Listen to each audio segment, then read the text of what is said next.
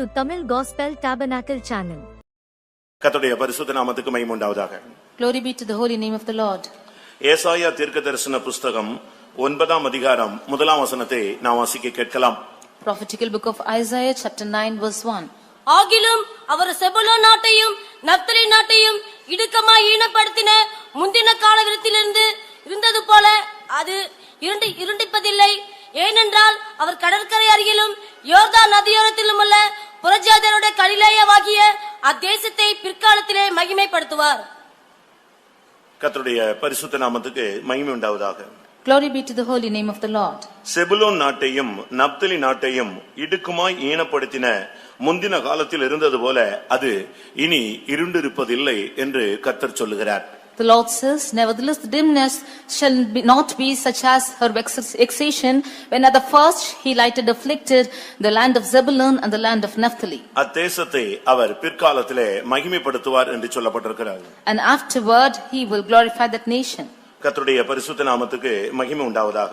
Glory be to the holy name of the Lord. இந்த செபுலோன் நாடும் நப்தலி நாடும் இரண்டும் அது ஈனப்படுத்தப்பட்டு இடுக்கமாய் நடத்தப்பட்டு ஒரு இருண்ட சூழ்நிலையில் தள்ளப்பட்டிருந்ததை நாம் வேதத்திலிருந்து விளங்கிக் கொள்ள முடிகிறது. We read from the word of the Lord that the land of Zebulun and the land of Naphtali were vexed and were lightly afflicted. இந்த இரண்டு பேருமே இந்த இரண்டு நாடுகளும் ஒரு காலத்திலே தனி மனிதர்களாக செபுலோன் நப்தலி என்ற இரண்டு பிள்ளைகளாக இருந்தார்கள். பின்பு அவர்களுக்கு கானானிலே சுதந்திரம் கொடுக்கப்பட்டு அது ஒரு பெரிய நாடாக மாற்றப்படுகிறது. Firstly, these two members, Zebulun and Naphtali, were individual persons, and later when inheriting the land of Canaan, they became the land of Zebulun and Naphtali. இவருடைய துவக்கங்களை நாம் வேதத்திலே பார்க்கும் பொழுது ஆசீர்வாதமாக மகிமையாக மேன்மையாக அமைந்ததை நாம் பார்க்கலாம். When we see their beginning in the word of God, we see that it was blessed and glorious. ஆனால் இப்பொழுது அவருடைய நிலவரம் ஒரு நிர்பந்தமான நிலவரத்தில் இருந்ததாக வேதம் சொல்லுகிறது. But now their state is in a pathetic state. இந்த இரண்டு பேருமே இடுக்கமாய் ஈனப்படுத்தப்பட்டு ஒரு இருண்ட சூழ்நிலையிலே அந்த அவர்களும் அவருடைய நாடுகளும் தள்ளப்பட்டு போய்விட்டது. Both of them were vexed and were afflicted and were sent to a dark state. மனித வாழ்க்கை என்பது சில நேரங்களிலே இப்படிப்பட்ட சூழ்நிலைகளில் தள்ளப்படுவதை நாம் பார்க்கலாம். We see that the state of the people in mankind is sent to such a state. ஆவிக்குரிய வாழ்க்கை கூட ஒரு சிலருக்கு இப்படித்தான் திடீரென்று அமைந்து விடுகிறது. Even the spiritual life of some people have becoming like this. ஆனால் இவர்களை நோக்கி ஆண்டவராகிய இயேசு கிறிஸ்து அங்கே கடந்து வந்தார். அதனுடைய தீர்க்கதரிசனம் தான் இந்த வார்த்தை. But the Lord Jesus came seeking for these people. This is the prophetical version of it. அங்கே பிற்காலத்தில் அந்த தேசத்தை அவர் மகிமைப்படுத்துவார் என்று சொன்னால் யோர்தான் நதி கலிலேயா இந்த இடங்களுக்கு இயேசு கிறிஸ்து வந்துதான் அந்த சூழ்நிலைகளை மாற்றினார். We see that Jesus, as the prophetical word which was spoken, that he will walk through that places. Jesus walked through the shores of Jordan and Galilee. அருமையானவர்களே, வாழ்க்கை மாற இயேசு ஒரு மனிதனுக்கு தேவைப்படுகிறது. To the change of man, there is need of Jesus. இயேசு இல்லாமல் ஒரு இருள் சூழ்ந்த சூழ்நிலையிலே நாம் கடந்து போக முடியாது. Without Jesus, we cannot cross through the state of darkness. இருண்ட சூழ்நிலை மாற வேண்டுமானால் அந்த இடத்திலே இயேசு கடந்து வர வேண்டியது அவசியமாக இருக்கிறது. If the state of darkness should be changed, there should be Jesus coming to that place. இயேசு இல்லாத இடங்கள் ஒரு இருள் சூழ்ந்த இடமாகத்தான் காலகாலங்களாக இருந்து கொண்டே இருக்கும். Where Jesus is not found, it is forever seen in a dark state. இந்த காலை வேளையிலே ஆண்டவருடைய பிரசன்னத்திலே கடந்து வந்திருக்கிற நம்முடைய வாழ்க்கையிலே இந்த இடுக்கம் இந்த ஈனப்படுத்தப்பட்ட நிலவரங்கள் இருண்ட சூழ்நிலைகள் இருக்கிறதா என்று நாம் ஆராய்ந்து பார்ப்போமானால் நம்முடைய வாழ்க்கையிலே அதிகமாக இப்படிப்பட்ட பாதையில் தான் நாம் கொண்டு செல்லப்படுகிறோம். This morning, if we examine and see that if we are vexed or afflicted or found in this state, we find that many situations we are found in this state. இன்றைக்கும் கூட நம்முடைய வாழ்க்கையிலே பல இடுக்கங்களை பார்க்கலாம். Today also we see many vexations in our life. நித்திய ஜீவனுக்கு போகிற வழிதான வழி ஒரு இடுக்கமான வழி என்று நாம் பார்க்கலாம். We see that the life to go into eternal life, everlasting life, is a straight path. இன்றைக்கும் கூட துன்மார்க்கருடைய போராட்டங்கள் நம்முடைய வாழ்க்கையிலே இருக்குமானால் நாம் இடுக்கமான பாதையிலே போகிறோம் என்று 55ஆம் சங்கீதம் 2ஆம் வசனத்திலே நாம் பார்க்க முடியும். We read in Psalm 55 verse 2 that if we walk through the path of the wicked, then we are going through darkness. பொல்லாத மனுஷருடைய போராட்டங்கள் உங்களுடைய வாழ்க்கையிலே இருக்குமானால் நீங்கள் ஒரு இடுக்கமான பாதையிலே போகிறீர்கள் என்பதை நீங்கள் விளங்கிக் கொள்ளலாம். You could understand that if you walk through the path of the wicked, then you are going through a path of straight. ஆவிக்குரிய ஜீவியத்தை நாம் பார்க்கும் பொழுது இஸ்ரவேல் ஜனங்கள் கூட எகிப்திலே பாதையிலே ஒரு பெரிய இடுக்கணிலே இல்லாவிட்டால் கொடிய இடுக்கமான பாதையில் தான் அவர்கள் நடத்தப்பட்டார்கள். We see that in our spiritual life that the children of Israel were led in the path of affliction. 106 சங்கீதம் 44 வசனத்திலே நாம் இதை பார்க்க முடியும். We read this in 106 Psalm verse 46. பிரியமானவர்களே, மனித வாழ்க்கையிலே பலவிதமான இடுக்கங்களை நாம் வேதத்திலே பார்க்க முடியும். We see many types of afflictions in the life of the people. உங்களுடைய வாழ்க்கையிலே மனிதனுடைய போராட்டங்கள் இருக்கிறதா? Are you finding the problems of man? இல்லாவிட்டால் பொல்லாத ஆவிகளுடைய போராட்டங்கள் இருக்கிறதா? Or are you having problems with evil spirits? இல்லாவிட்டால் பாவ சுபாவங்களுடைய பொல்லாத சுபாவங்கள் தீய பழக்க வழக்கங்களுடைய போராட்டங்கள் இருக்கிறதா? Or are you having problems with sin or any evil natures? இந்த இடுக்கத்தினுடைய அடுத்த ஸ்டெப் என்னன்னு சொன்னா ஈனம் கேவலப்படுத்துகிற ஒரு அனுபவங்கள். This path of vexation is landing to affliction. ஆவிக்குரிய தேவனுடைய ஜனங்களை ஈனப்படுத்துவது, தலைகுனிய வைப்பது, அவமானப்படுத்துவது இது பிசாசுனுடைய ஒரு நோக்கமாக இருக்கிறது. To put the people to shame or put them down is the lightly esteeming condition. ஒரு தேவனுடைய பிள்ளையை அவமானப்படுத்துவதுதான் பிசாசுனுடைய ஒரு தந்திரமான நோக்கம். The wild nature of the Satan is to put the people of God into shame. ஆனால் வேதம் என்ன சொல்லுகிறது? But what does the word of God say? யாக்கோபு இனிமேல் செத்த முகமாய் இருப்பது இல்லை என்று சொல்லப்பட்டிருக்கிறது. Jacob shall not be found with a dead face. வாழ்க்கையிலே சில சூழ்நிலைகளிலே நாம் பல பாதைகளிலே கொண்டு செல்லப்படுகிறோம். ஆனால் கர்த்தருடைய சன்னிதானத்துக்கு வரும்பொழுது அந்த சூழ்நிலைகளை கர்த்தர் கிருபையாய் மாற்றுகிறார். In our lives we go through various paths, but when we come to the presence of God, the Lord is changing every path. இந்த ரெண்டு நாடுகளுமே ஒரு இருண்ட சூழ்நிலைக்கு கொண்டு போகப்பட்டது. Both these lands were led to a darkened state. இன்றைக்கும் கூட अनेक தேவனுடைய பிள்ளைகள் ஒரு இருண்ட சூழ்நிலையில் தான் போய் கொண்டிருக்கிறார்கள். Even today many people of God are going through the path of darkness. அவருடைய பாதை தென்படுவதில்லை. They do not find their paths. அவருடைய வழிகளை அவர்களுக்கு அறிய முடியவில்லை. They do not know the path they tread. நம்மை சூழ்ந்து சுற்றி என்ன நடக்கிறது என்பதை நம்மால் விளங்கிக் கொள்ள முடியவில்லை. We are not able to discern what is going around us. இந்த நாட்கள் எவ்வளவு நீடிக்கும் என்று நமக்கு சொல்ல முடியவில்லை. We do not know how long these days will prolong. இப்படியே போனால் நம்முடைய அடுத்த கட்ட வாழ்க்கை எப்படி அமையும் என்று நமக்குள்ளே ஒரு கேள்வி எழும்புகிறது. If it continues, how will all our bad days will go? Such a question is arising in us. பிரியமானவர்களே, இந்த இரண்டு பேரும் யார்? Who are these two people? ஏன் அவர்களுக்கு இப்படிப்பட்ட ஒரு சூழ்நிலை அமைந்தது? Why such a state came to them? எப்படி அவர்கள் ஒரு காலத்திலே வாழ்ந்தார்கள்? How did they live once? இவைகளை தான் இந்த ஆராதனையிலே நாம் சிந்திக்க போகிறோம். This is what we are going to meditate. கர்த்தர் என்ன செய்ய போகிறார் என்று சொல்லுகிறேன். I tell you what the Lord is going to do. இதுவரை ஒருவேளை இருண்ட சூழ்நிலைகள் இருந்திருக்கலாம். இனிமேல் கர்த்தர் உங்களை மகிமைப்படுத்தும்படியாக வாஞ்சிக்கிறார். So long you might be in a darkened state, but the Lord desires to enlighten. இன்றைய மெசேஜ் கர்த்தர் உன்னை மகிமைப்படுத்துவார். Today's message is the Lord will glorify you. இனிமேல் நீ இருண்டிருப்பது இல்லை. Hereafter you will not be in a darkened state. பிற்காலம் என்று சொல்கிறது இனிமேல் உள்ள பிற்காலம் அல்ல, இப்பொழுது இருந்து அந்த பிற்காலம் துவங்குகிறது. The days to come is not in the days to come afterwards, but from now onwards. ஒரு தேவனுடைய பிள்ளையை மகிமைப்படுத்துவது ஆண்டவருடைய திட்டமாக இருக்கிறது. It is the plan of the Lord to glorify the people of God. ஆண்டவராகிய இயேசு கிறிஸ்து இந்த உலகத்தில் ஊழியம் செய்த பொழுது, when Jesus ministered on this land, பிதாவே என்னை நீர் மகிமைப்படுத்தும் என்று ஒரு விசை அவர் கேட்டுக்கொண்டார். once he prayed, God, Father, you honor me. உடனே பரத்திலிருந்து பிதாவினிடத்திலிருந்து சிங்காசனத்திலிருந்து ஒரு சத்தம் தொனித்தது. Immediately from the Lord God of heaven and from the throne came a voice. உம்மை மகிமைப்படுத்தினேன். I have glorified thee. இன்னும் நான் உம்மை மகிமைப்படுத்துவேன். And heretofore I will glorify you. இதே வார்த்தை தான் இந்த காலை வேளையிலே நம்முடைய சபைக்கு தேவன் அருளுகிற ஒரு வார்த்தை. This is the verse which the Lord is proclaiming to the church today morning.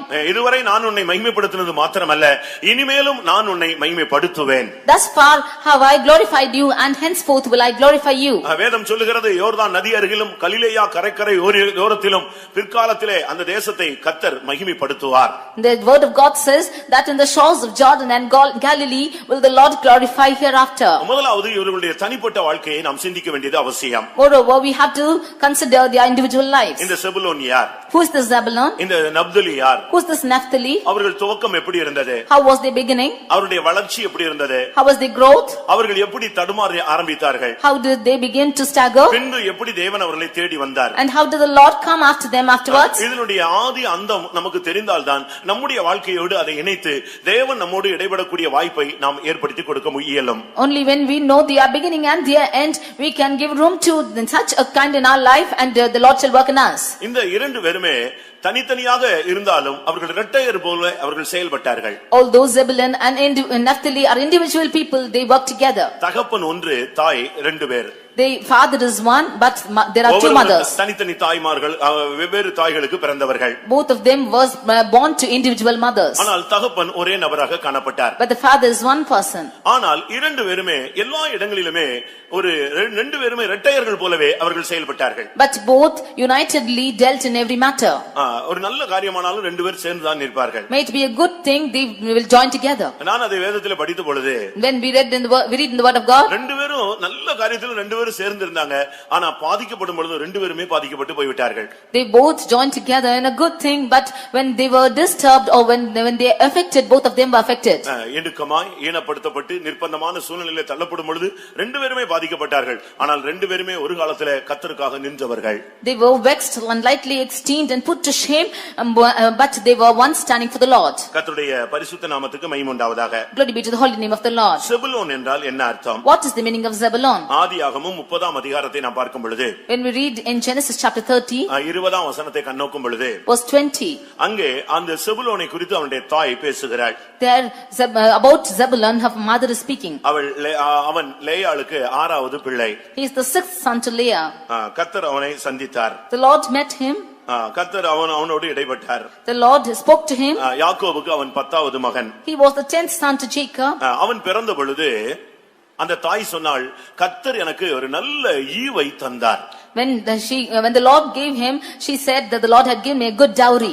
அந்த வார்த்தை சொல்லித்தான் அவள் தேவனை மகிமைப்படுத்துகிறாள். With saying this verse, she is glorifying the Lord. செபுலோன் என்று சொன்னால் கர்த்தர் எனக்கு ஒரு நல்ல ஈவை தந்தார். Zebulun means God had endued me with a good dowry. இந்த நல்ல ஈவு என்றால் என்ன? What is this good dowry meaning? கிருபையினாலே ரட்சிக்கப்பட்டீர்கள், இது உங்களால் உண்டானதல்ல, தேவனுடைய ஈவு என்று சொல்லப்பட்டிருக்கிறது. We read from the word of God that by grace you are saved. This is the gift of God. தேவன் நமக்கு ஒரு நல்ல ஈவை தந்தாரே, அதுதான் நம்முடைய ரட்சிப்பு. The gift of God is our salvation.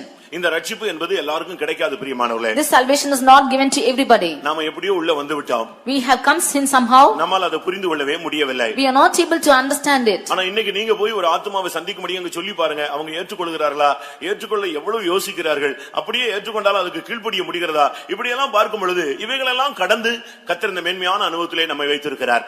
But if you go and tell the gospel to any person, you test and see if they are able to accept it immediately and how they are accepting Christ. In spite of this, the Lord has saved us. தேவன் எனக்கு நல்ல ஈவை தந்தார். The Lord has given me a good dowry. இந்த ரட்சிக்கப்பட்ட அனுபவம் என்பது ஒரு பெரிய ஈவு.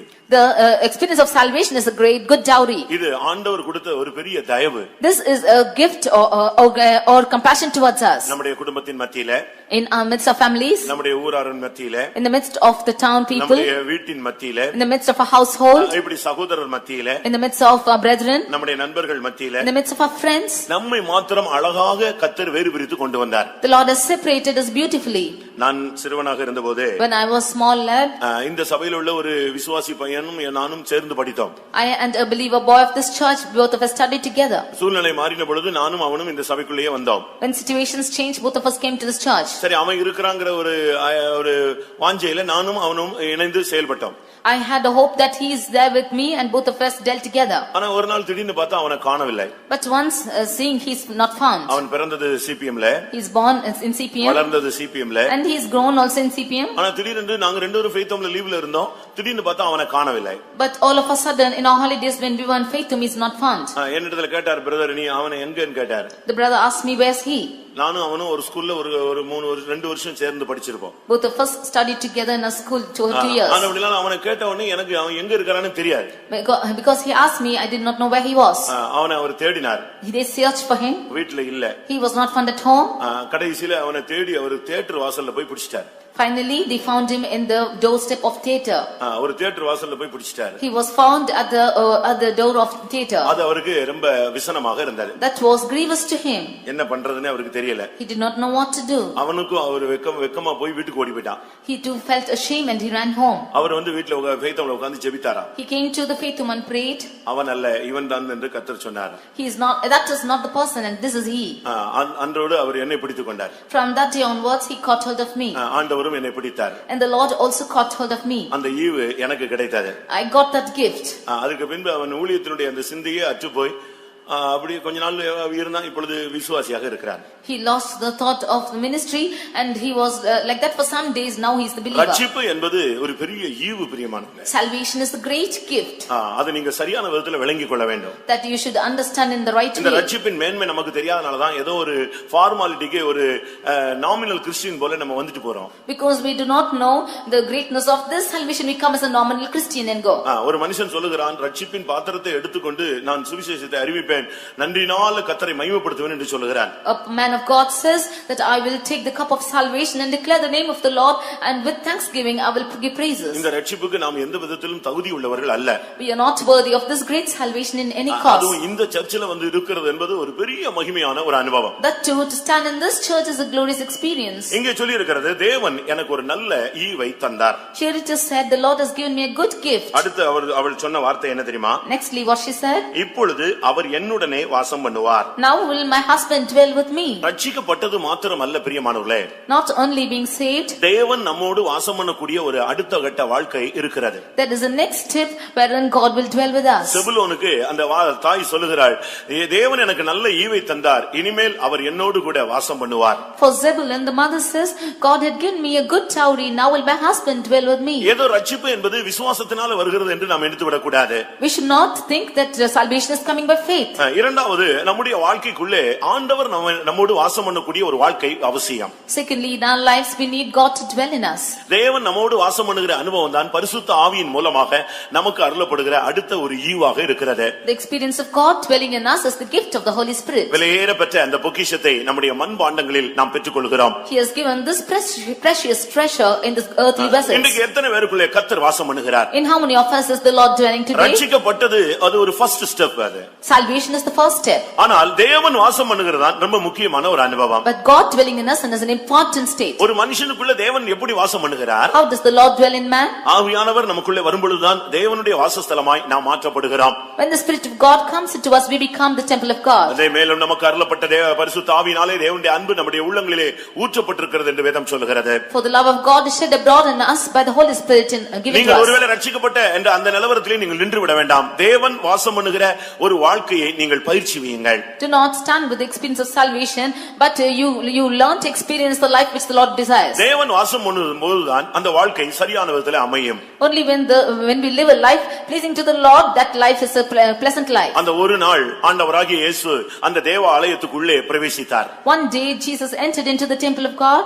அந்த ஒரு நாள் அந்த ஆலயமே சுத்திகரிக்கப்பட்டு போய்விட்டது. That one day the temple of God was sanctified. ஒரே நாளில் அந்த ஆலயம் ஒரு மறுரூபத்தை சந்தித்தது போல உண்டானது. In one day that temple was transfigured. இந்த காலை வேளையில கூட கர்த்தர் உங்களுக்குள்ளே வாசம் பண்ண சில நிமிடங்கள் கொடுத்து பாருங்கள், உங்களுடைய வாழ்க்கை மறுரூபத்தை சந்திக்க ஆரம்பிக்கும். This morning you give a few minutes to the Lord and your life will be transformed. அதனால தான் நம்முடைய சர்வீஸ்ல ஆவியானவருக்கு அதிக நேரத்தை நாம் கொடுக்கிறோம். That is why we give more time for the filling of the Spirit. அந்த வொர்ஷிப்ல நீங்க இருந்தீங்கன்னு சொன்னா உங்களுக்குள்ள அந்த ஆவியானவருடைய ஆளுகையை நீங்கள் ஃபீல் பண்ண முடியும். If you are in that worship, then you can feel this Spirit of God's moving. அவர் உள்ளே வரும் பொழுது When he is coming in, உன்னுடைய மனம் புதிதாகிறது. your mind is renewed. உன்னுடைய வாழ்க்கையில மறுரூபம் உண்டாகிறது. There is a transformation in your life. உனக்குள்ளே ஒரு சுத்திகரிப்பு உண்டாகிறது. You have a sanctification in you. உனக்குள்ளே தெய்வீக வாஞ்சை உண்டாகிறது. And there is a godly desire in you. உனக்குள்ளே ஒரு பிரதிஷ்டை உண்டாகிறது. You have a consecration in you. உனக்குள்ளே ஒரு தெய்வீக எண்ணங்கள் உண்டாகிறது. You have divine thoughts in you. நல்ல முடிவுகளை நீ எடுக்கிறாய். You make good decisions. இதெல்லாம் பிரியமானவர்களே, இந்த ஆவியானவர் உள்ளுக்குள்ள வருகிறதுனால நடைபெறுகிற சம்பவங்கள். This is all, dear beloved, because of the Spirit of the Lord is coming into you. This is taking place. இந்த ஆவியானவர் உள்ளே வரும் பொழுது உனக்கு சுகம் கிடைத்து விடுகிறது. When the Spirit of God comes into you, you are healed. இந்த நிறைவு வரும் பொழுது குறைவு உன்னை விட்டு வெளியே போகிறது. When this fullness comes, all the shortcomings are driven away. ஆனபடியால்தான் அவள் சொன்னாள், இனிமேல் என்னுடைய புருஷன் என்னோடு கூட வாசம் பண்ணுவார். That is why she said, hereafter my husband will dwell with me. நம்முடைய சிருஷ்டிகர் தான் நம்முடைய நாயகர். For our husband is a maker. ஒரு தேவனுடைய பிள்ளை என்று சொல்லுகிறவன் கர்த்தர் வாசம் பண்ணக்கூடிய ஒரு வாசஸ்தலமாக ஆலயமாக தன்னை மாற்ற வேண்டியது அவசியமாக இருக்கிறது. When we say the child of God, he should change his life as the temple of God. இவ்வளவு நல்ல ஈவை பெற்ற தேவன் வாசம் பண்ணுகிற மனிதன் தான் இப்பொழுது நாம் முதலாவது வாசித்த வசனத்தின்படி இடுக்கமாய் ஈனப்படுத்தப்பட்டு ஒரு இருண்ட சூழ்நிலையில் தள்ளப்பட்ட ஒரு நிலவரத்தை நாம் பார்க்கிறோம். Man who is in such a blessed state is now turned to a vexed and a lightly afflicted state. அடுத்ததாக அவருடைய நிலவரம் என்ன? Nextly, what was her state? ஆதியாகமம் 49ஆம் அதிகாரத்தை பார்க்கும் பொழுது Genesis 49 chapter when we see 13ஆம் வசனத்தை பார்க்கும் பொழுது verse 13.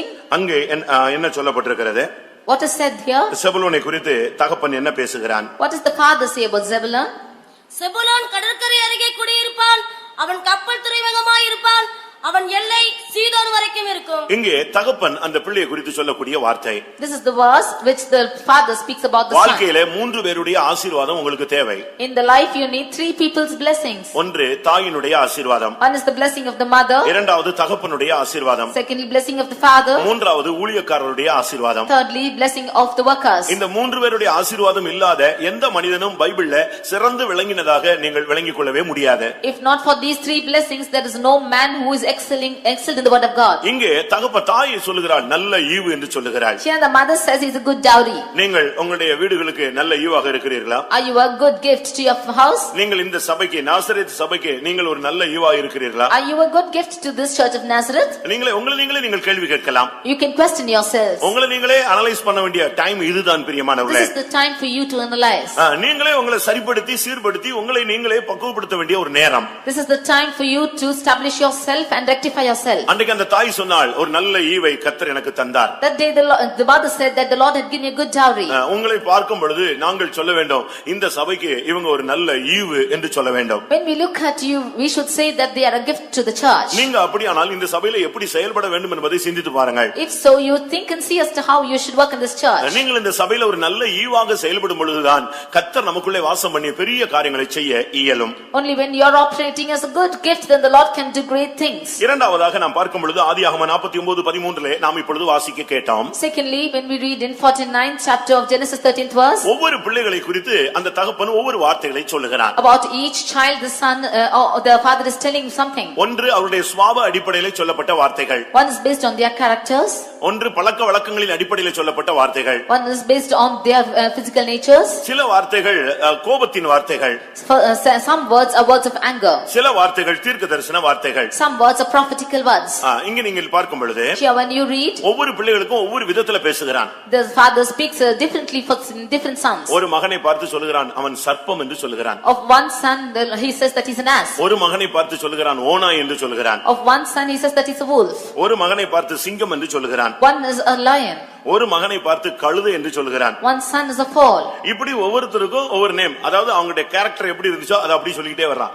According to their character he is naming them. ஆனால் இவனுடைய வாழ்க்கையை பத்தி பேசும் பொழுது But when he speaks about this person, விருத்தனமான வார்த்தைகளை உபயோகிக்காமல் அவனை குறித்து சொல்றான் அவன் கடல் துறை அருகே குடியிருப்பான் கப்பல் துறைமுகமாய் இருப்பான். About him he is not saying beastly words, but he says that he shall dwell in the haven of the sea and he shall have the haven of ships. இந்த கப்பல் என்பது விசுவாச வாழ்க்கையை வலியுறுத்தி சொல்லுகிறது. This ship is telling about the life of faith. ஒரு தேவனுடைய பிள்ளை என்று சொல்லுகிறவன் சாதாரண விசுவாசி அல்ல, அவன் ஒரு விசுவாச வீரனாய் வாழ வேண்டும். When we say a child of God, he is not an ordinary person, but he should live a life of faith. முதலாம் தீமோத்தேயு 1 அதிகாரம் 19 வசனத்தை நாம் கண்ணோக்கும் பொழுது When we read in 1 Timothy 1st chapter verse 19, விசுவாசமாகிய கப்பல் என்ற வார்த்தையை நாம் பார்க்க முடியும். we see that the faith which is the ship. ஒரு தேவனுடைய பிள்ளை என்று சொல்லுகிறவன் விசுவாச வாழ்க்கைக்கு அந்த கப்பல் அந்த மனிதனை நம்பி அல்ல தேவனை நம்பிதான் அந்த கடலிலே அது பயணப்படுகிறது. When we say a child of God, he is like the ship and it is proceeding believing on the Lord. இந்த விசுவாச வாழ்க்கை என்பது நடுக்கடல் பயணம்.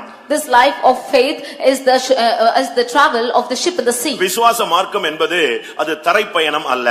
The life of faith is not a road ride. அது நீங்க சரியான விதத்தில் விளங்கிக் கொள்ள வேண்டும். You should understand this well. இது தரை பயணமாக இருந்தால் You should travel by road. ஒரு சின்ன பிரச்சனைனா இறங்கி நின்னுக்கலாம். You can stand out if you have something wrong. ஏதாவது சூழ்நிலை மாறினா இறங்கி ஓடி போயிடலாம். If any situation changes, you can run away. ஏதாவது பிரச்சனைனா கூட நம்ம சால்வ் பண்ணலாம். Or if there's any problem, you can solve it. ஆனா விசுவாச வாழ்க்கை கப்பலுக்கு ஒப்புமையாக சொல்லப்பட்டிருக்கிறது. But the life of faith is compared to the ship. அதுல ஏதாவது பிரச்சனைன்னு வந்தா என்ன செய்ய முடியாது? If there is anything wrong in it, இறங்கி நின்னுங்கற நீங்க போங்கன்னு சொல்ல முடியாது. இல்ல விட்டா ஏதாவது ஒரு ப்ராப்ளம்னா சால்வ் பண்ண முடியாது. ஒரே வழி தெய்வத்தை மாத்திரமே நம்பி இருக்கிற ஒரு வாழ்க்கை. You cannot solve if there is any problem. problem happening in the ship. Only thing is you should rely on the Lord and believe on him. கிறிஸ்தவ வாழ்க்கை என்பது கிறிஸ்துவை சார்ந்த ஒரு வாழ்க்கை. The life of a Christian is the life of faith on the Lord. நாம் விசுவாசி என்று சொல்லுகிறோம், ஆனால் விசுவாசத்திலே சார்ந்து கொள்ளாத சும்மா போர்டு போட்ட ஒரு விசுவாசிகளாக இருக்க கூடாது. We say we are believers, but when we call ourselves are believers, we should not call by ourselves by name, by board. விசுவாசம் இல்லாமல் தேவனுக்கு பிரியமாய் இருப்பது கூடாத ஒரு காரியம். For without faith it is impossible to please God. தகப்பன் அவனை பார்த்து சொன்னான், அவன் கப்பல் துறைமுகமாய் இருப்பான். The father says that he shall be a haven of the sea. இன்றைக்கு நம்முடைய விசுவாசத்தை நாம் பரிசோதித்து பார்க்கலாமே.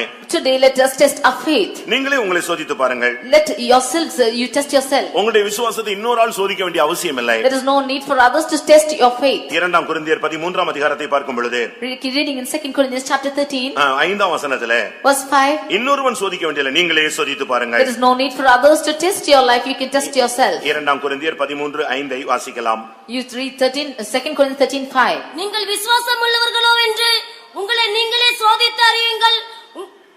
இயேசு கிறிஸ்து உங்களுக்குள் இருக்கிறார் உங்களை என்று நீங்களே பரீட்சித்து பாருங்கள்.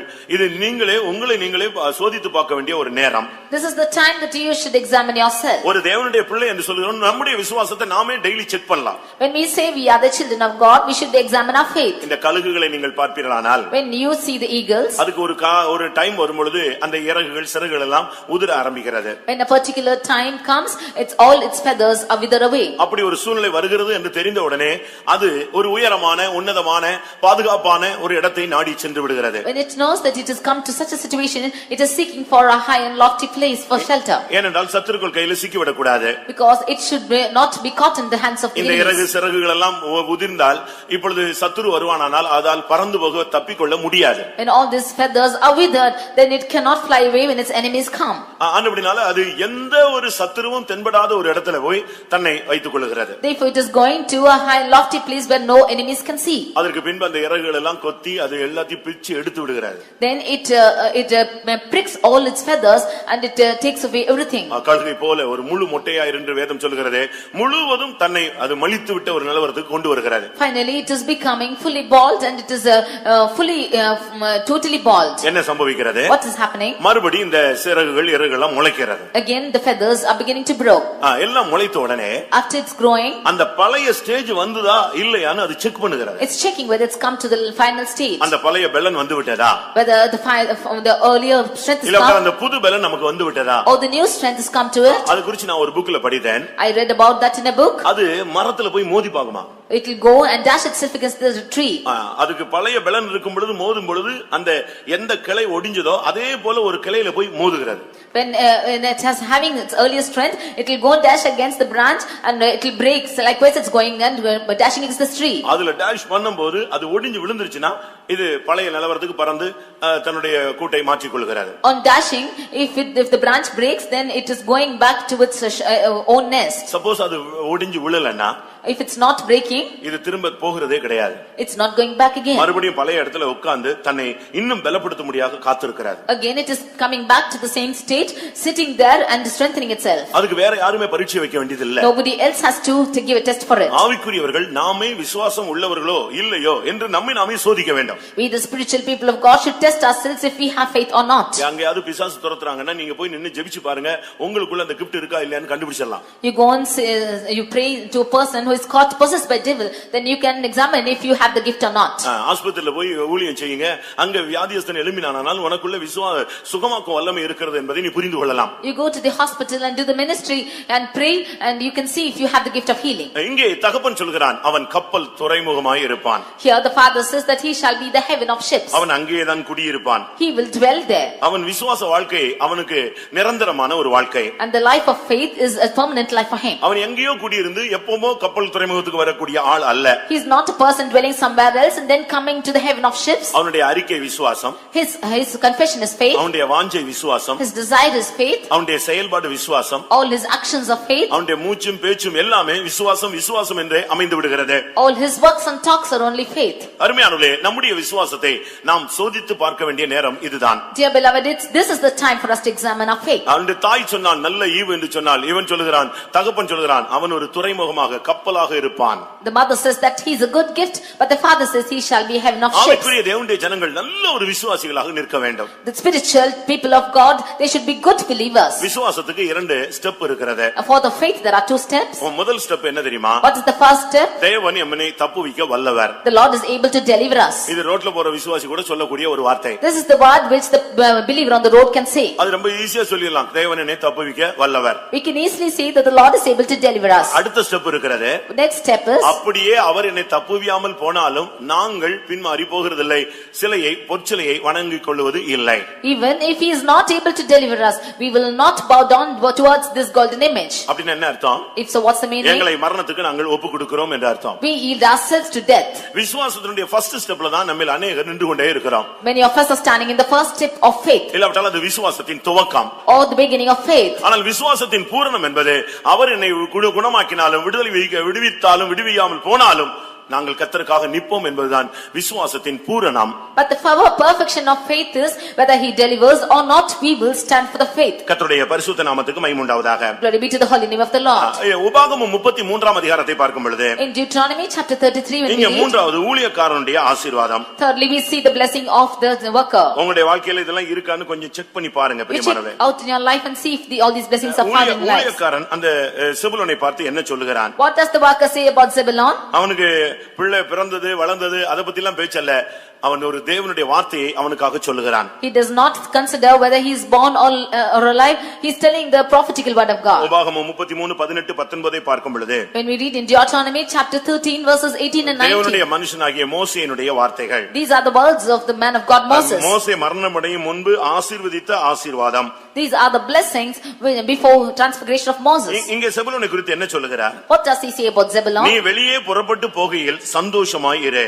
Rejoice in thy going out. கடல்களில் உள்ள சம்பூர்ணத்தை கர்த்தர் உனக்கு தருவார், நீ அதை அனுபவிப்பாய். For the Lord shall give thee the abundance of the seas, and thou shalt be happy. இந்த இடத்துல செபுலோனும் இசக்காரும் இணைந்து சொல்லப்பட்டிருக்கிறார்கள். Here about Zebulun and Issachar both jointly said. செபுலோனை குறித்து சொல்லப்பட்ட வார்த்தை என்ன? What is the word about Zebulun? நீ வெளியே புறப்பட்டு போகையிலே சந்தோஷமாய் இரு. Rejoice in thy going out. கிறிஸ்தவ வாழ்க்கை துக்கம் நிறைந்தது அல்ல. The Christian life is not full of sorrows. ஒரு பகுதியில பார்த்தா துக்கம் இருக்கும், ஆனா நாம் துக்கம் உள்ளவர்களாக இருக்க கூடாது. On one hand we will have sorrows, but we should not be with man of sorrow. பலவீனம் இருக்கும், ஆனா நீ பலவீனன் என்று சொல்ல கூடாது. We will have weakness, but we should not be saying that we are weak. வியாதிகள் போராடும், ஆனா வியாதியஸ்தன் என்று நீ சொல்ல கூடாது. The sickness will strive, but you should not confess that you are sick. பலவீனனும் பலவான் என்று தான் சொல்ல வேண்டும். Even the weak shall say that he is strong. நீ இந்த உலகத்துல இந்த கிறிஸ்தவ வாழ்க்கையில சந்தோஷமாய் இருக்க வேண்டும். In your Christian life you shall be happy. எப்படி முள்ளு குத்தும்போது சந்தோஷமா இருக்க முடியும்? How can when the thorn is pricking be happy? எல்லா திராட்சை செடி பலனற்று போனால் எப்படி சந்தோஷமா இருக்க முடியும்? If the victory or if the grapes should fail, how can you be rejoicing? இதெல்லாம் ஒரு கேள்வி. This is all a question. ஆனா வேதம் என்ன சொல்லுகிறது? What does the word of God say? எல்லாம் பலனற்று போனாலும் முதலற்று போனாலும் நான் கர்த்தருக்குள் சந்தோஷமா இருப்பேன், என் தேவனுக்குள் நான் களி கூறுவேன். Even if everything should fail, I will rejoice in the Lord. I will rejoice in the God of my salvation. இதை எப்படி நம்ம பிராக்டீஸ் பண்ண முடியும்? How can we practice this? துக்கத்துல எப்படி சந்தோஷமா இருக்க முடியும்? How can we rejoice in our grief? வியாதியில எப்படி சந்தோஷமா இருக்க முடியும்? How can we be happy in our sickness? போராட்டங்களிலே எப்படி சந்தோஷமா இருக்க முடியும்? How can we rejoice over our tribulations? தரித்திரத்துல எப்படி சந்தோஷமா இருக்க முடியும்? How can we rejoice in our poverty? இது ஒரு நல்ல ஒரு கேள்வி பிரியமானவர்களே. This is a good question. இந்த சூழ்நிலையில சந்தோஷமா இருக்கத்தான் பரிசுத்த ஆவியின் சந்தோஷம் நமக்கு அருளப்படுகிறது. To be happy in such a situation is the Spirit of God given to us. அது நீதியும் சமாதானமும் பரிசுத்த ஆவியினால் உண்டாகும் சந்தோஷமா இருக்கிறது. That is the joy of righteousness, joy in spirit. ஒண்ணுமே இல்லாட்டாலும் நமக்குள்ள ஆவியானவர் இருந்தா நாம் களி கூர்ந்து கொண்டே இருக்கலாம். If we don't have anything, if we have the Spirit of God, we can keep on rejoicing. அதனால தான் அந்த ஆவியில நிரம்பும் பொழுது உங்களுக்கு கவலைகள் மறக்கிறது. That is why you forget your sorrows when you get filled in the Spirit. அந்த சஞ்சலம் தவிப்பு உன்னை விட்டு விலகுகிறது. All the sorrow and mourning shall flee away. எங்க பாஸ் ஜோயல் சொல்வாரு அடிக்கடி, நல்ல ஆவியில் நிறையும் பொழுது நீங்க பைத்தியக்காரனை கூட நீங்க தோத்து கடிச்சிடணும், அந்த அளவு ஆவிக்குள்ளேயே மூழ்கி விடணும்னு சொல்றாரு. When Pastor Joel is saying, he used to say that when you get fully drenched in the Spirit, you will be more like a maddened person. நாம வந்து பைபிள் தூக்கிட்டு வரதுக்கு வெட்கப்படுறோம். We are ashamed to carry a Bible. white and white போடுறதுக்கு வெட்கப்படுறோம். We are ashamed to put white and white. நாம முழங்கால் போடுறதுக்கு வெட்கப்படுறோம். We are ashamed to kneel down. ஆவியில நிரம்புறதுக்கு வெட்கப்படுறோம். We are ashamed to get filled in the spirit. இப்படி வெட்கம் சொல்லிட்டே போயிட்டே இருக்க வேண்டியதான். கடைசில பரலோகத்துக்கு போகும்போது அவர் சொல்லுவாரு, நீ என்னை குறித்து வெட்கப்பட்டபடினா நானும் உன்னை குறித்து என்ன செய்கிறேன், வெட்கப்படுகிறேன் தான் சொல்லுவார். If we go on in a shamefulness like this, when we go to heaven, he will say, because you are shameful of me, I am ashamed of you. இந்த உலகத்தில் ஒருவன் என்னை குறித்து எவன் வெட்கப்படுகிறானோ அவனை குறித்து நான் பரலோகத்திலே பிதாவின் மகிமையின் சன்னிதானத்திலே பேசும்பொழுது நான் என்ன செய்வேன், வெட்கப்படுவேன். He who is ashamed of me in this world, will I also be ashamed of him before the Father in the presence of God. நல்ல ஆவியில நிரம்பும் பொழுது நமக்கு இந்த உலகத்துல எந்த விதமான என்டர்டெயின்மென்ட்டும் கிடையாது. When we don't have any other entertainment in the world, அப்படினா நம்ம டூர் போறதோ, going to the tour, 3 மணி நேரம் உட்கார்ந்து TV பார்க்கறதோ, or going before the TV and watching, நமக்கு இந்த உலக பிரகாரமான எந்த விதமான என்டர்டெயின்மென்ட்டும் நம்மளுடைய மார்க்கத்திலயும் கிடையாது, நம்மளுடைய பைபிள்லயும் கிடையாது. We don't have any other entertainments like this in our tradition or in the word of God. நமக்கு என்டர்டெயின்மென்ட்ங்கிறது இதுதான், தேவனுடைய சமூகம் மாத்திரம்தான். All our entertainment is the presence of God. வெளிய போனா பிரச்சனைகள், when we go out problems, வெளிய போனா தேவைகள், when we go out there are things which we don't வீட்ல want, இருந்தா பயங்கரமான போராட்டங்கள், when we come to the house many problems, இதெல்லாம் எல்லா மனுஷனுக்கும் உள்ளது, நமக்கும் அது அதிகமாக இருக்கிறது. what is common to other people more to us. ஆனா நமக்கு என்டர்டெயின்மென்ட்ங்கிறது, இளைப்பாறுதல்ங்கிறது, சந்தோஷம்ங்கிறது தேவனுடைய சமூகம் மாத்திரமே. But our entertainment, our rest and our joy is the presence of God. ஆனந்தம் தான் அங்க சொல்லி இருக்கிறது, செபுலோனே நீ வெளியிலே புறப்படுகையில் நீ சந்தோஷமாயிரு.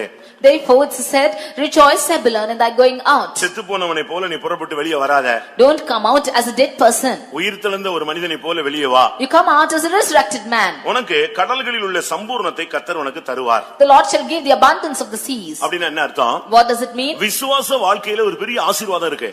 There is a great blessing in the life of faith. விசுவாச வாழ்க்கைக்குள்ள ஒரு பெரிய சமாதானம் இருக்கு. In the life of faith is a great peace. விசுவாச வாழ்க்கைக்குள்ள ஒரு பெரிய நிச்சயம் இருக்கிறது. There is a great surety in the life of faith. இந்த விசுவாச வாழ்க்கைக்கு ஒரு பெரிய பிரதிபலன் உண்டு. There is a great reward for the faith. ஆனபடியால் நீங்க இந்த விசுவாச வாழ்க்கைக்குள்ள இருக்கிற ஆசீர்வாதத்தை, கடல்களின் சம்பூர்ணத்தை, கடலுக்கு அடியில கிடக்கிற சம்பூர்ணத்தை நீங்கள் அனுபவிப்பீர்கள். Therefore you shall enjoy the treasures which are hidden in the seas. மறைவான பொருட்கள், வெளிப்படுத்தல்கள், தரிசனம், வெளிப்பாடு, ஆவிக்குரிய வரங்கள், வல்லமைகள், இவைகள் எல்லாம் கர்த்தர் உனக்கு தந்து உன்னை சிறப்பாய் மாற்றுவார். Hidden things and the secrets, and the Lord will give it to you and bless you. கர்த்தருடைய பரிசுத்த நாமத்துக்கு மகிமை உண்டாவதாக. Glory be to the holy name of the Lord. அடுத்ததாக நாம் பார்க்கும் பொழுது, nextly when we read, இந்த நப்தலி இவனோடு இணைந்து செயல்பட்டான். This Naphtali is joined with him. இப்ப ரெண்டு பேருக்குமே பாதிப்பு உண்டாகிறது. Now both of them are having tribulation. நப்தலியுடைய துவக்கம் என்ன? What is the beginning of Naphtali? ஆதியாகமத்தில் நாம் பார்க்கும் பொழுது, when we read in Genesis, அவனை குறித்து அவனுடைய தாய் என்ன சொல்லுகிறாள்? what does her mother say about him? நான் போராடி மேற்கொண்டு இவனை பெற்றேன் என்று சொல்லுகிறாள். I have strove with him and have given birth to him. ஒரு தேவனுடைய பிள்ளை நாம் போராடி மேற்கொள்ளக்கூடியவளாய் மாற வேண்டும். We should be wrestle in the spiritual life. ஆதியாகமம் 30ஆம் அதிகாரம் 30th chapter of Genesis, 8ஆம் வசனம். verse 8. அப்பொழுது ராகேல், நான் மகா போராட்டமாய் என் சகோதரியோட போராடி மேற்கொண்டேன் என்று சொல்லி அவனுக்கு நப்தலி என்று பெயரிட்டாள். கிறிஸ்துவ வாழ்க்கையில நாம் சரியான விதத்துல போராடி நல்ல போராட்டத்தை போராடி ஜெயிக்க வேண்டும். We should in our Christian life strive a good striving. ஒன்று ஜெபத்திலே போராடுவது, மற்றொன்று பொல்லாத ஆவிகளோடு போராடுவது. One is striving in prayer and striving against evil powers. இங்கே சொல்லி இருக்கிறது, what is said here? அவளுடைய தாயினுடைய ஆசீர்வாதம் என்ன? What is the blessing of the mother? நான் போராடி மேற்கொண்டேன். With great wrestling have I wrestled. கிறிஸ்தவ வாழ்க்கை என்பது ஜெயமுள்ள ஒரு வாழ்க்கை. This life of Christian life is an overcoming life. போராட்டம் உண்டு. There is trouble. உபத்திரவங்கள் உண்டு. There are tribulations. இயேசு என்ன சொன்னார்? What does Jesus say? உலகத்தில் உங்களுக்கு உபத்திரவங்கள் உண்டு, ஆனாலும் திடன் கொள்ளுங்கள், நான் உலகத்தை ஜெயித்தேன். You have tribulation in this world, but be of good courage, for I have overcome the world. நீங்கள் இந்த உலகத்திலே கர்த்தருக்காக நின்று போராடுகிறீர்களா? Are you striving for the Lord in this world? மனுஷனோடு போராடுகிறீர்களா? Are you striving with men? தேவனோடு போராடுகிறீர்களா? Are you striving with God? பொல்லாத ஆவிகளோடு போராடுகிறீர்களா? Are you striving with evil powers? போராடி தோற்ற கூடாது. You should not become faint. போராடி நீங்கள் ஜெயிக்க வேண்டும். You should strive and overcome. அவள் சொல்லுகிறாள், that is what she says, நான் போராடி மேற்கொண்டேன். well, I have wrestled and overcome. அதுதான் நம்முடைய வாழ்க்கையில அந்த தாயினுடைய ஆசீர்வாதம். That is the blessing of the mother. அங்கே தாய் சொல்கிறாள், நான் போராடி மேற்கொண்டேன். The mother says, I have wrestled and ஒரு overcome. தேவனுடைய பிள்ளை என்று சொல்லுகிறவன் போராட்டம் இருக்கும், ஆனா நீ கடைசில ஜெயிச்சிரணும். In the life of the child of God there is a striving, but you should overcome at the end. துவக்கத்துல உனக்கு அந்த போராடும் தன்மை தெரியாது. You do not know the nature of this striving in the beginning. பிசாசின் தந்திரங்கள் தெரியாது. You do not know the cunning nature of the Satan. ஆனா வர வர நீ இந்த போராட்டத்திலே ஜெயம் உள்ளவனாய் மாற வேண்டும். But you should be an overcomer as days goes by. நீங்க ஒரு காலத்துல வாழ்க்கையிலே பல உலகத்துல இருக்கும் பொழுது தோற்று போனவர்கள். You are defeated in the world. நீங்க உலகத்தில் இருக்கும் பொழுது தோற்று போனவர்கள். You were defeated when you were in the world. ஆனால் இன்றைக்கு இதுக்குள்ள வந்துட்டு பிறகு தோத்தினா அப்ப இதுல வந்ததுல பைபிளை தூக்குனதுல அர்த்தமே இல்ல பிரியமானவர்களே. But when coming into this, if you are failing, there's no use of you carrying the Bible. நீ உன் கையில வச்சிருக்கிற பைபிள் வந்து தோற்று போகும்படியாக சொல்லப்பட்ட கான்செப்ட்கள் நிறைந்த பைபிள் அல்ல. This Bible is not having the concept of failures. இது ஃபுல்லாவே ஜெயத்தினுடைய அனுபவம் உள்ளது. This is full of experience of overcoming. சிலுவை தோல்வியின் சின்னம் அல்ல. The symbol of a cross is not a failure. கொலோசியர்ல என்ன சொல்லி இருக்கிறது? What is told in Colossians? அவர் சிலுவையிலே வெற்றி சிறந்தார் என்று தான் சொல்லப்பட்டிருக்கிறது. He overcame on the cross. இங்கே அவங்க சகோதரிக்கும் அவளுக்கும் பயங்கரமான ஒரு போராட்டம். Here she is having a striving with her sister. ரெண்டு பேரும் ஒரே தகப்பனுடைய பிள்ளைகள். Both of them are children of one father. ஒரே புருஷனுக்கு வாழ்க்கைப்பட்டவர்கள். Both of them were married to one husband. ஆனால் இப்பொழுது இவள் சொல்றார் நான் ஜெயித்தேன் மேற்கொண்டேன் என்று சொல்கிறார். But now she says I wrestled and prevailed. ஒருவேளை இதுவரைக்கும் நீங்க ஜெயிக்கலனா இன்றைக்கு இனிமேல் நீங்கள் ஜெயிக்கக்கூடிய ஒரு அபிஷேகத்தை பெற்றுக்கொள்ளுங்கள். If you haven't overcome thus far, you get an overcoming anointing. ஆதியாகமம் 49ஆம் அதிகாரம் 21ஆம் வசனத்திலே தகப்பன் இவனை குறித்து சொல்லக்கூடிய வார்த்தை என்ன? Reading in 49th chapter of Genesis verse 21, what does the father says? இவனை பத்தி என்ன சொல்லுகிறான்? What does he say? இவன் விடுதலை பெற்ற பெண்மான். He is a hind let loose. இது ஒரு ஒரு கொடூரமான மிருகம் அல்ல. This is not a wild beast. இது ஒரு தெய்வீகமான ஒரு வாழ்க்கை வாழக்கூடிய ஒரு தன்மை உள்ளது. This is the nature of a divine life. இவனை குறித்து அவன் என்ன சொல்றான்? விடுதலை பெற்றவன் என்று சொல்லுகிறான். He says that he is let loose. இந்த மார்க்கத்துல வந்த பின்பு நமக்கு எல்லா போராட்டங்களில் இருந்தும் எல்லா சுபாவங்களில் இருந்தும் நமக்கு ஒரு நல்ல விடுதலை அவசியம். After coming into this tradition, we have need a deliverance from every problems. நீங்க இந்த மார்க்கத்துல வந்த பின்பு உங்களுக்கு விடுதலை கிடைச்சிருக்குதா? Are you being delivered after coming into this place? போராட்டங்களில் இருந்து விடுதலை கிடைச்சிருக்குதா? Are you being delivered of your problems? பாவத்திலிருந்து விடுதலை கிடைச்சிருக்குதா? Have you been delivered of your sins? சாபத்திலிருந்து விடுதலை கிடைச்சிருக்குதா? Have you been delivered from curse? நீங்களே யோசிச்சு பாருங்களே. You just consider and see. சிறைப்பட்ட அனுபவங்கள் அடிமைத்தனங்களில் இருந்து உங்களுக்கு விடுதலை கிடைத்திருக்கிறதா? From all your captivity have you been delivered? நீங்களே யோசித்து பாருங்க. You think and see. கிறிஸ்தவ வாழ்க்கை விடுதலையின் மார்க்கம். This life of Christianity is a life of deliverance. நமக்கு ஆரம்பத்திலே கொடுக்கப்பட்ட சுவிசேஷம் விடுதலையின் சுவிசேஷம். The gospel of deliverance is given to us in the beginning. இப்பொழுது நமக்கு கொடுக்கிற சுவிசேஷம் மகிமையின் சுவிசேஷம். But now the gospel of glory is given to us. அதனால தான் அங்க தகப்பன் பார்த்து தகப்பன் சொல்கிறான் அவன் விடுதலை பெற்றவன் என்று சொல்கிறான். Therefore the father says that he is being delivered. அதுக்கு காரணம் என்ன சொல்றான் தெரியுமா? What is the reason for it? அவன் இன்பமான வசனங்களை வசனிப்பான். He giveth goodly words. அவனுடைய வார்த்தைகள் ரொம்ப இன்பமாக இருக்கும். His words are very good. அவன் தாயிட்ட பேசினாலும் whether he speaks to his mother தகப்பன்ட்ட பேசினாலும் or to his father பிரதர்ஸ்ட்ட பேசினாலும் or speaks to his brothers இல்ல மற்ற யாரிடத்தில் பேசினாலும் or when he speaks to any other person அவனுடைய வார்த்தைகள் இன்பமாய் அமைந்தது. all his words were good. நமக்கு நம்மள अनेகருக்கு இன்னைக்கு பேசவே தெரியாது. Many of them don't know how to speak. யார்ட்ட எப்படி பேசணும்னே தெரியாது. We don't know how to speak to whom. அவங்க எல்லாத்தையும் ஒரே மாதிரி பேசுவாங்க. They speak alike to everyone. யார்ட்ட எந்த மரியாதை கொடுக்கணும், எங்க எப்படி பேசணும், எங்க எப்படி பேசக்கூடாது, இந்த இன்பமான தன்மைகளை பேசக்கூடிய அந்த அனுபவம் अनेகருக்கு குறைவு. Many of them lack the goodly natures of to speak, how to speak and where to speak. ஏன் இப்படி பேசுறாங்க? Why are they speaking like this? அதுக்கு காரணம் என்ன? What are the reason? மறைந்திருக்கிற ரகசியம் அவங்களுக்கு சில காரியங்கள்ல விடுதலை இல்லை. The hidden reason is that they have no deliverance from certain things. விடுதலை இருந்தால் அவன் பேசக்கூடிய வார்த்தை எப்படி இருக்கும்? இன்பமா இருக்கும். If they have deliverance, the words they speak will be good. விடுதலை இல்லாத மனிதர்கள் தான் தாறுமாறாக பேச ஆரம்பிக்கிறார்கள். Only those who have no deliverance, they speak in a perverse way.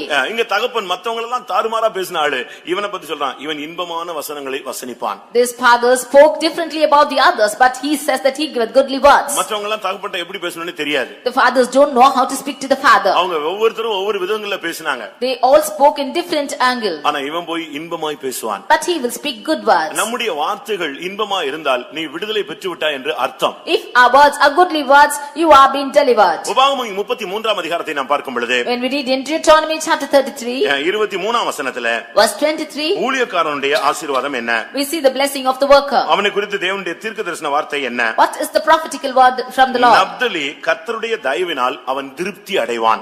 Naphtali is satisfied with the favor of the Lord. அவருடைய ஆசீர்வாதத்தினால் நிறைந்திருப்பான். He shall be full of the blessing of the Lord. பாருங்க மத்தவங்கள பத்தி பல விதங்கள்ல சொல்லும் பொழுது when many other things are spoken about the others, ஆனா இவனை குறித்து சொல்லிருக்கு அவனுக்கு கர்த்தருடைய தயவு கிடைக்கிறது. he is finding favor from the Lord. அவனுக்கு தேவனுடைய ஆசீர்வாதம் கிடைக்கிறது. He is receiving the blessing from the Lord. பிரியமானவர்களே, நாம் இதை குறித்து சரியான விதத்தில் விளங்கிக் கொள்ள வேண்டியது அவசியம். It is necessary for us to understand in a right manner. அவனுடைய வாழ்க்கை எப்படி இருக்குது பாருங்க. See how his life is. ஆண்டவருடைய தயவு டெய்லி நமக்கு தேவை. We need the favor of the Lord every day. அவருடைய தயவுல தான் நம்ம நிலை நிற்கிறோம். It is by his favor we are standing. எப்போ கர்த்தர் நமக்கு கடின முகத்தை காட்டுறாரோ அப்பொழுதுதான் நமக்கு நியாய தீர்ப்பு தொடங்குகிறது. When the Lord shows us his hard facedness, then is the judgment. நீங்க வேதத்துல பார்க்கும் பொழுது when we read in the word of God, ஒரே இடத்துல ஒருத்தருக்கு நியாய தீர்ப்பா இருக்கும், ஒருத்தருக்கு தயவா இருக்கும். on one hand there will be a judgment and for the other favor. நீங்க ரோமர்ல படிச்சு பாத்தீங்கன்னு சொன்னா, when we read in Romans, விழுந்து போனவர்களை கண்டிப்பு நம்மிடத்திலே தேவனுடைய தயவை காண்பிக்கிறார். for unto those who are fallen he is judging, and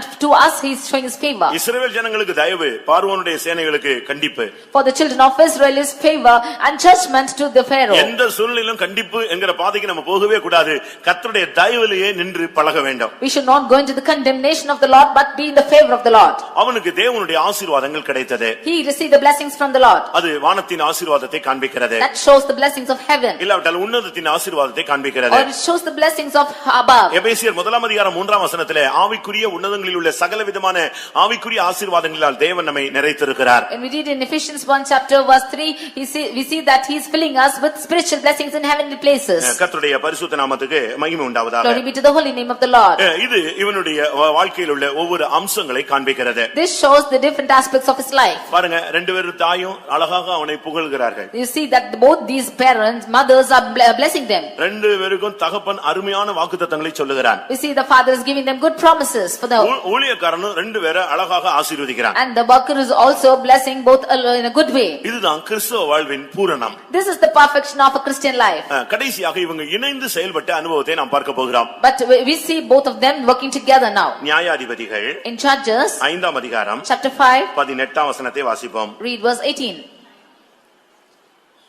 நியாயாதிபதிகள் 5 அதிகாரம் 18 வசனம். செபுலோனும் நப்தலியும் போர்க்களத்து முனையிலே தங்கள் உயிரை எண்ணாமல் மரணத்துக்கு துணிந்து நின்றார்கள். கர்த்தருடைய பரிசுத்த நாமத்துக்கு மகிமை உண்டாவதாக. Glory be to the holy name of the Lord. பலரும் பல விதங்கள் இருக்கும்போது இந்த ரெண்டு பேரும் மட்டும் யுத்த களத்துல மரணத்துக்கு துணிந்து நின்றவர்கள். When the others are found in different aspects, both of them jeopardized their lives. அங்கேயும் 12 பேர் இருக்காங்க. There are 12 of them here. ஆனா அவங்க எல்லாரும் இணைந்து செயல்பட்டவர்களாக சொல்ல முடியாது. But we cannot say all of them joined together and worked. ரூபனை பார்த்தா அவன் வரவே இல்ல. When we see Reuben, he did not come. அவன் பேசாம அங்கேயே இருந்து விட்டான். He stayed there alone. கீலேயாத் மனுஷரும் வரவே இல்லை. Even the people of Gilead did not come. Asher மனுஷரும் வரவே இல்லை. The people of Asher did not come. இப்படி நீங்க படிச்சு பாத்தீங்கன்னு சொன்னா அநேகர் அந்த யுத்தத்துக்கு வரவே இல்ல. Many of them did not come for the war. கிறிஸ்தவ வாழ்க்கை என்பது, ஜெபம் என்பது, விசுவாசம் என்பது ஒரு யுத்த களம். When we say the Christian life or prayer of faith, this is the field of a war. இந்த போர்க்களத்துல நீங்கள் முதுகை காட்டி விட கூடாது. In this war field, we should not show your back. நல்லா நம்ம சர்வாயுத வர்க்கம்லாம் நமக்கு கேட்டு கேட்டு கேட்டு தரிச்சு வைக்கிறோம். We read about the armor of our spiritual life. தாவீதின் நாட்கள்ல கோலியாத்தின் நாட்களை குறித்து நான் பார்க்கும் பொழுது, When we read in the days of David and of Goliath, இந்த கோலியாத் வந்து நின்று டெய்லி சில காரியங்களை பேசுவான். this Goliath is coming and speaking every day of certain things. இவங்க எல்லா இஸ்ரவேலரும் சர்வாயுத வர்க்கத்தோட தான் அங்க வந்து நிப்பாங்க. And all the people of Israel will come fully armored. எல்லாம் அணிந்து வந்து அங்க நின்றாலும், Although they come in full armor, அவன் ஒரு 2 நிமிஷம் பிரசங்கம் பண்ணுவான். he will preach to them in 2 minutes. 2 நிமிஷம் தான். 2 minutes he will preach. ரொம்ப சிம்பிளா பேசினான். Very simple he spoke. எதுக்கு இவ்வளவு பேர் புறப்பட்டு வரீங்க? Why are you all coming? யாராவது ஒரு ஆள் வா. One of you come. என்ன ஜெயிச்சிட்டா நாங்கெல்லாம் அடிமை.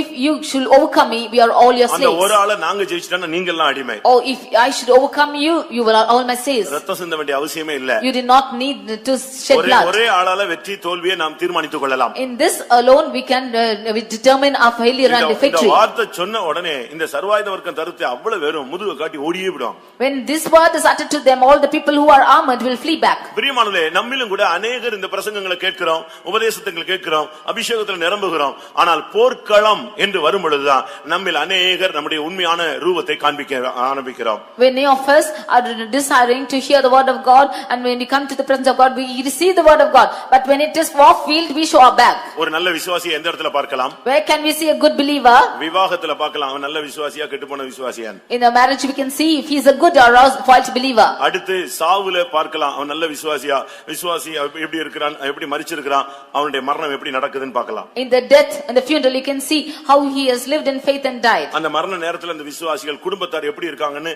அப்பதான் அவங்களுடைய விசுவாசத்தை நம்ம பார்க்க முடியும். At the time of the death we can see how the family members of who are in faith are found. மூன்றாவது thirdly, விசுவாச போராட்டத்திலே அவர்களை நாம் நிதானித்துக் கொள்ளலாம். in the warring of faith we can see who they are. யுத்த நேரத்துல ரூபனை பார்த்தா வரவே இல்ல.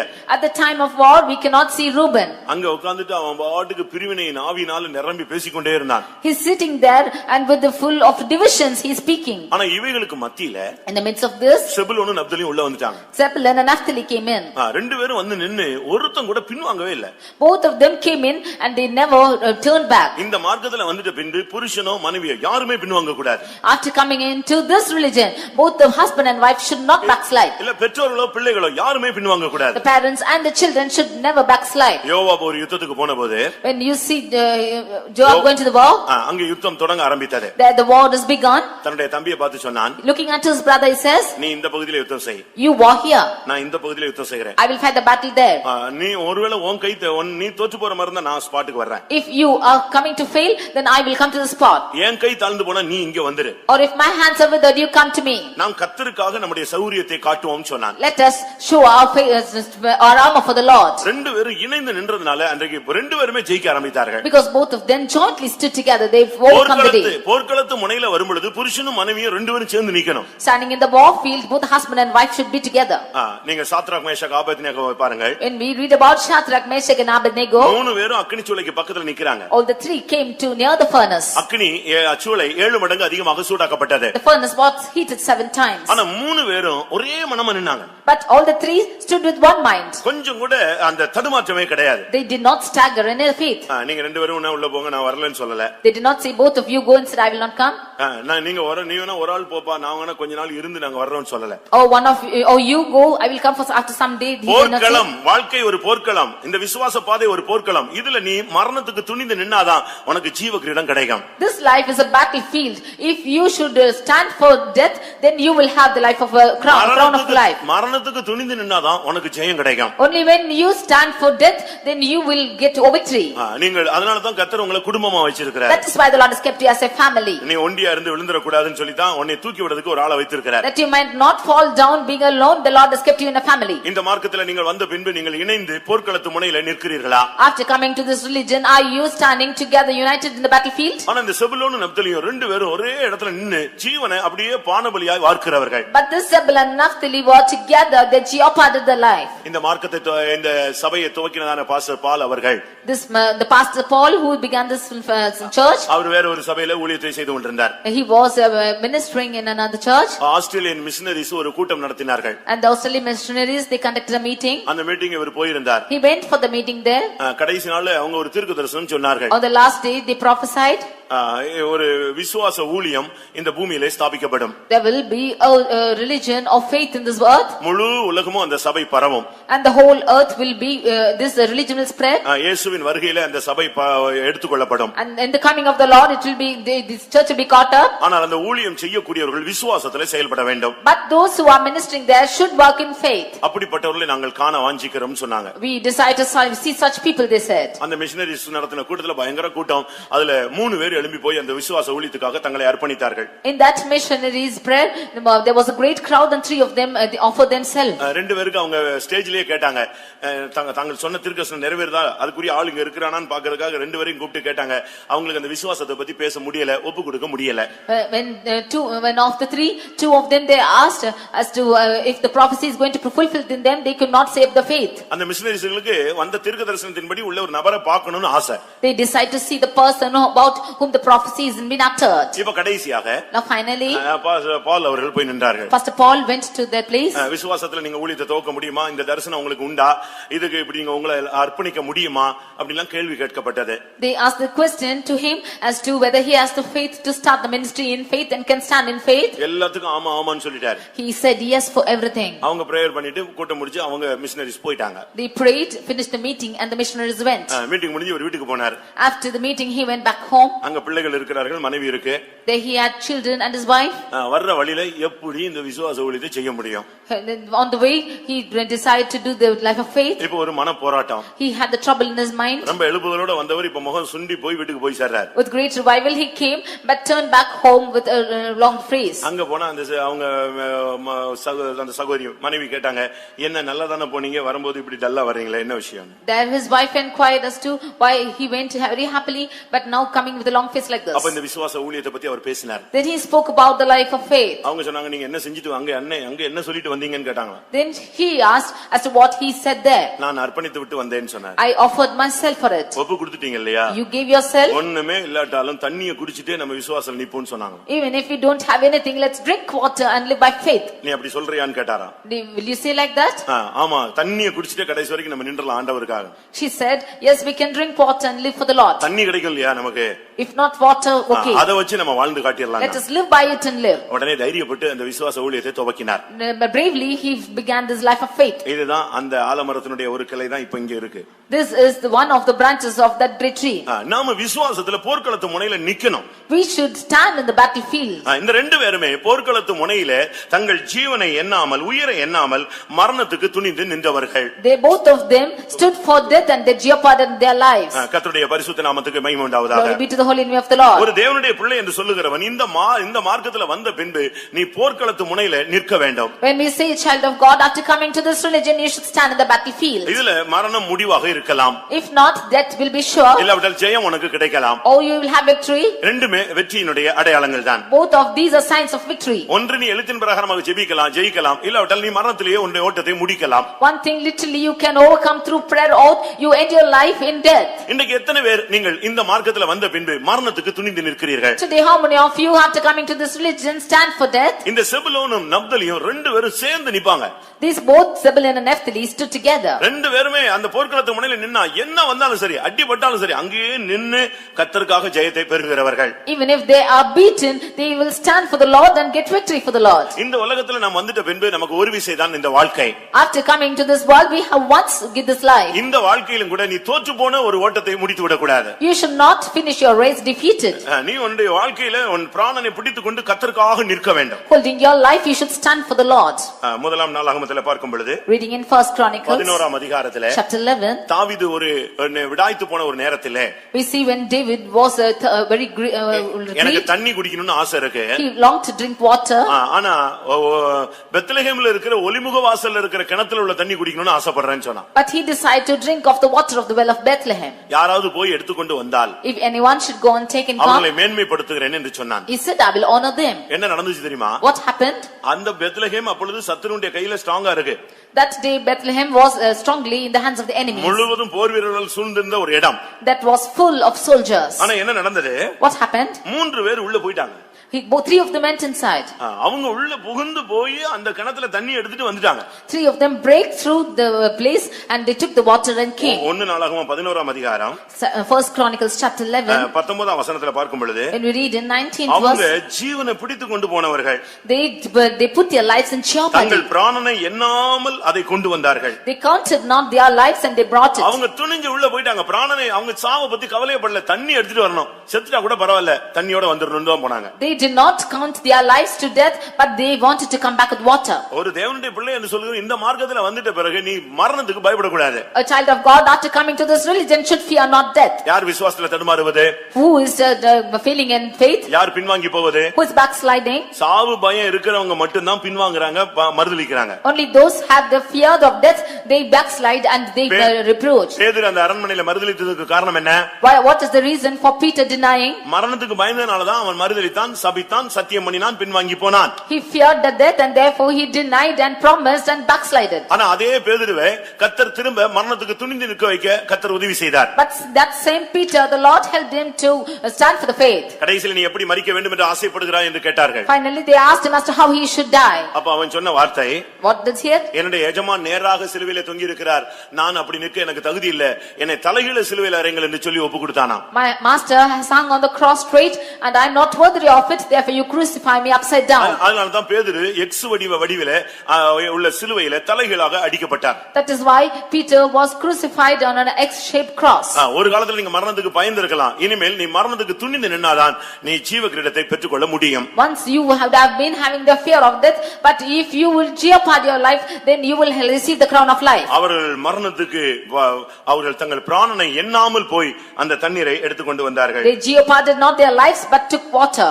இந்த கோலியாத்தை கொல்லும் பொழுது தாவீது எப்படி போனான்? How did Goliath go how did David go before Goliath? என்னைக்குனாலும் மரணம் வருங்க.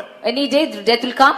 கூட்டம் முடியறதுக்குள்ள மறிக்கலாம், கூட்டம் முடிஞ்சு போகும்போது மறிக்கலாம், நாளை மறிக்கலாம், இல்ல 40 வருஷம் இழுத்துக்கொண்டே இருக்கலாம், எப்படியோ ஒரு நாள் முடிவு வரும்.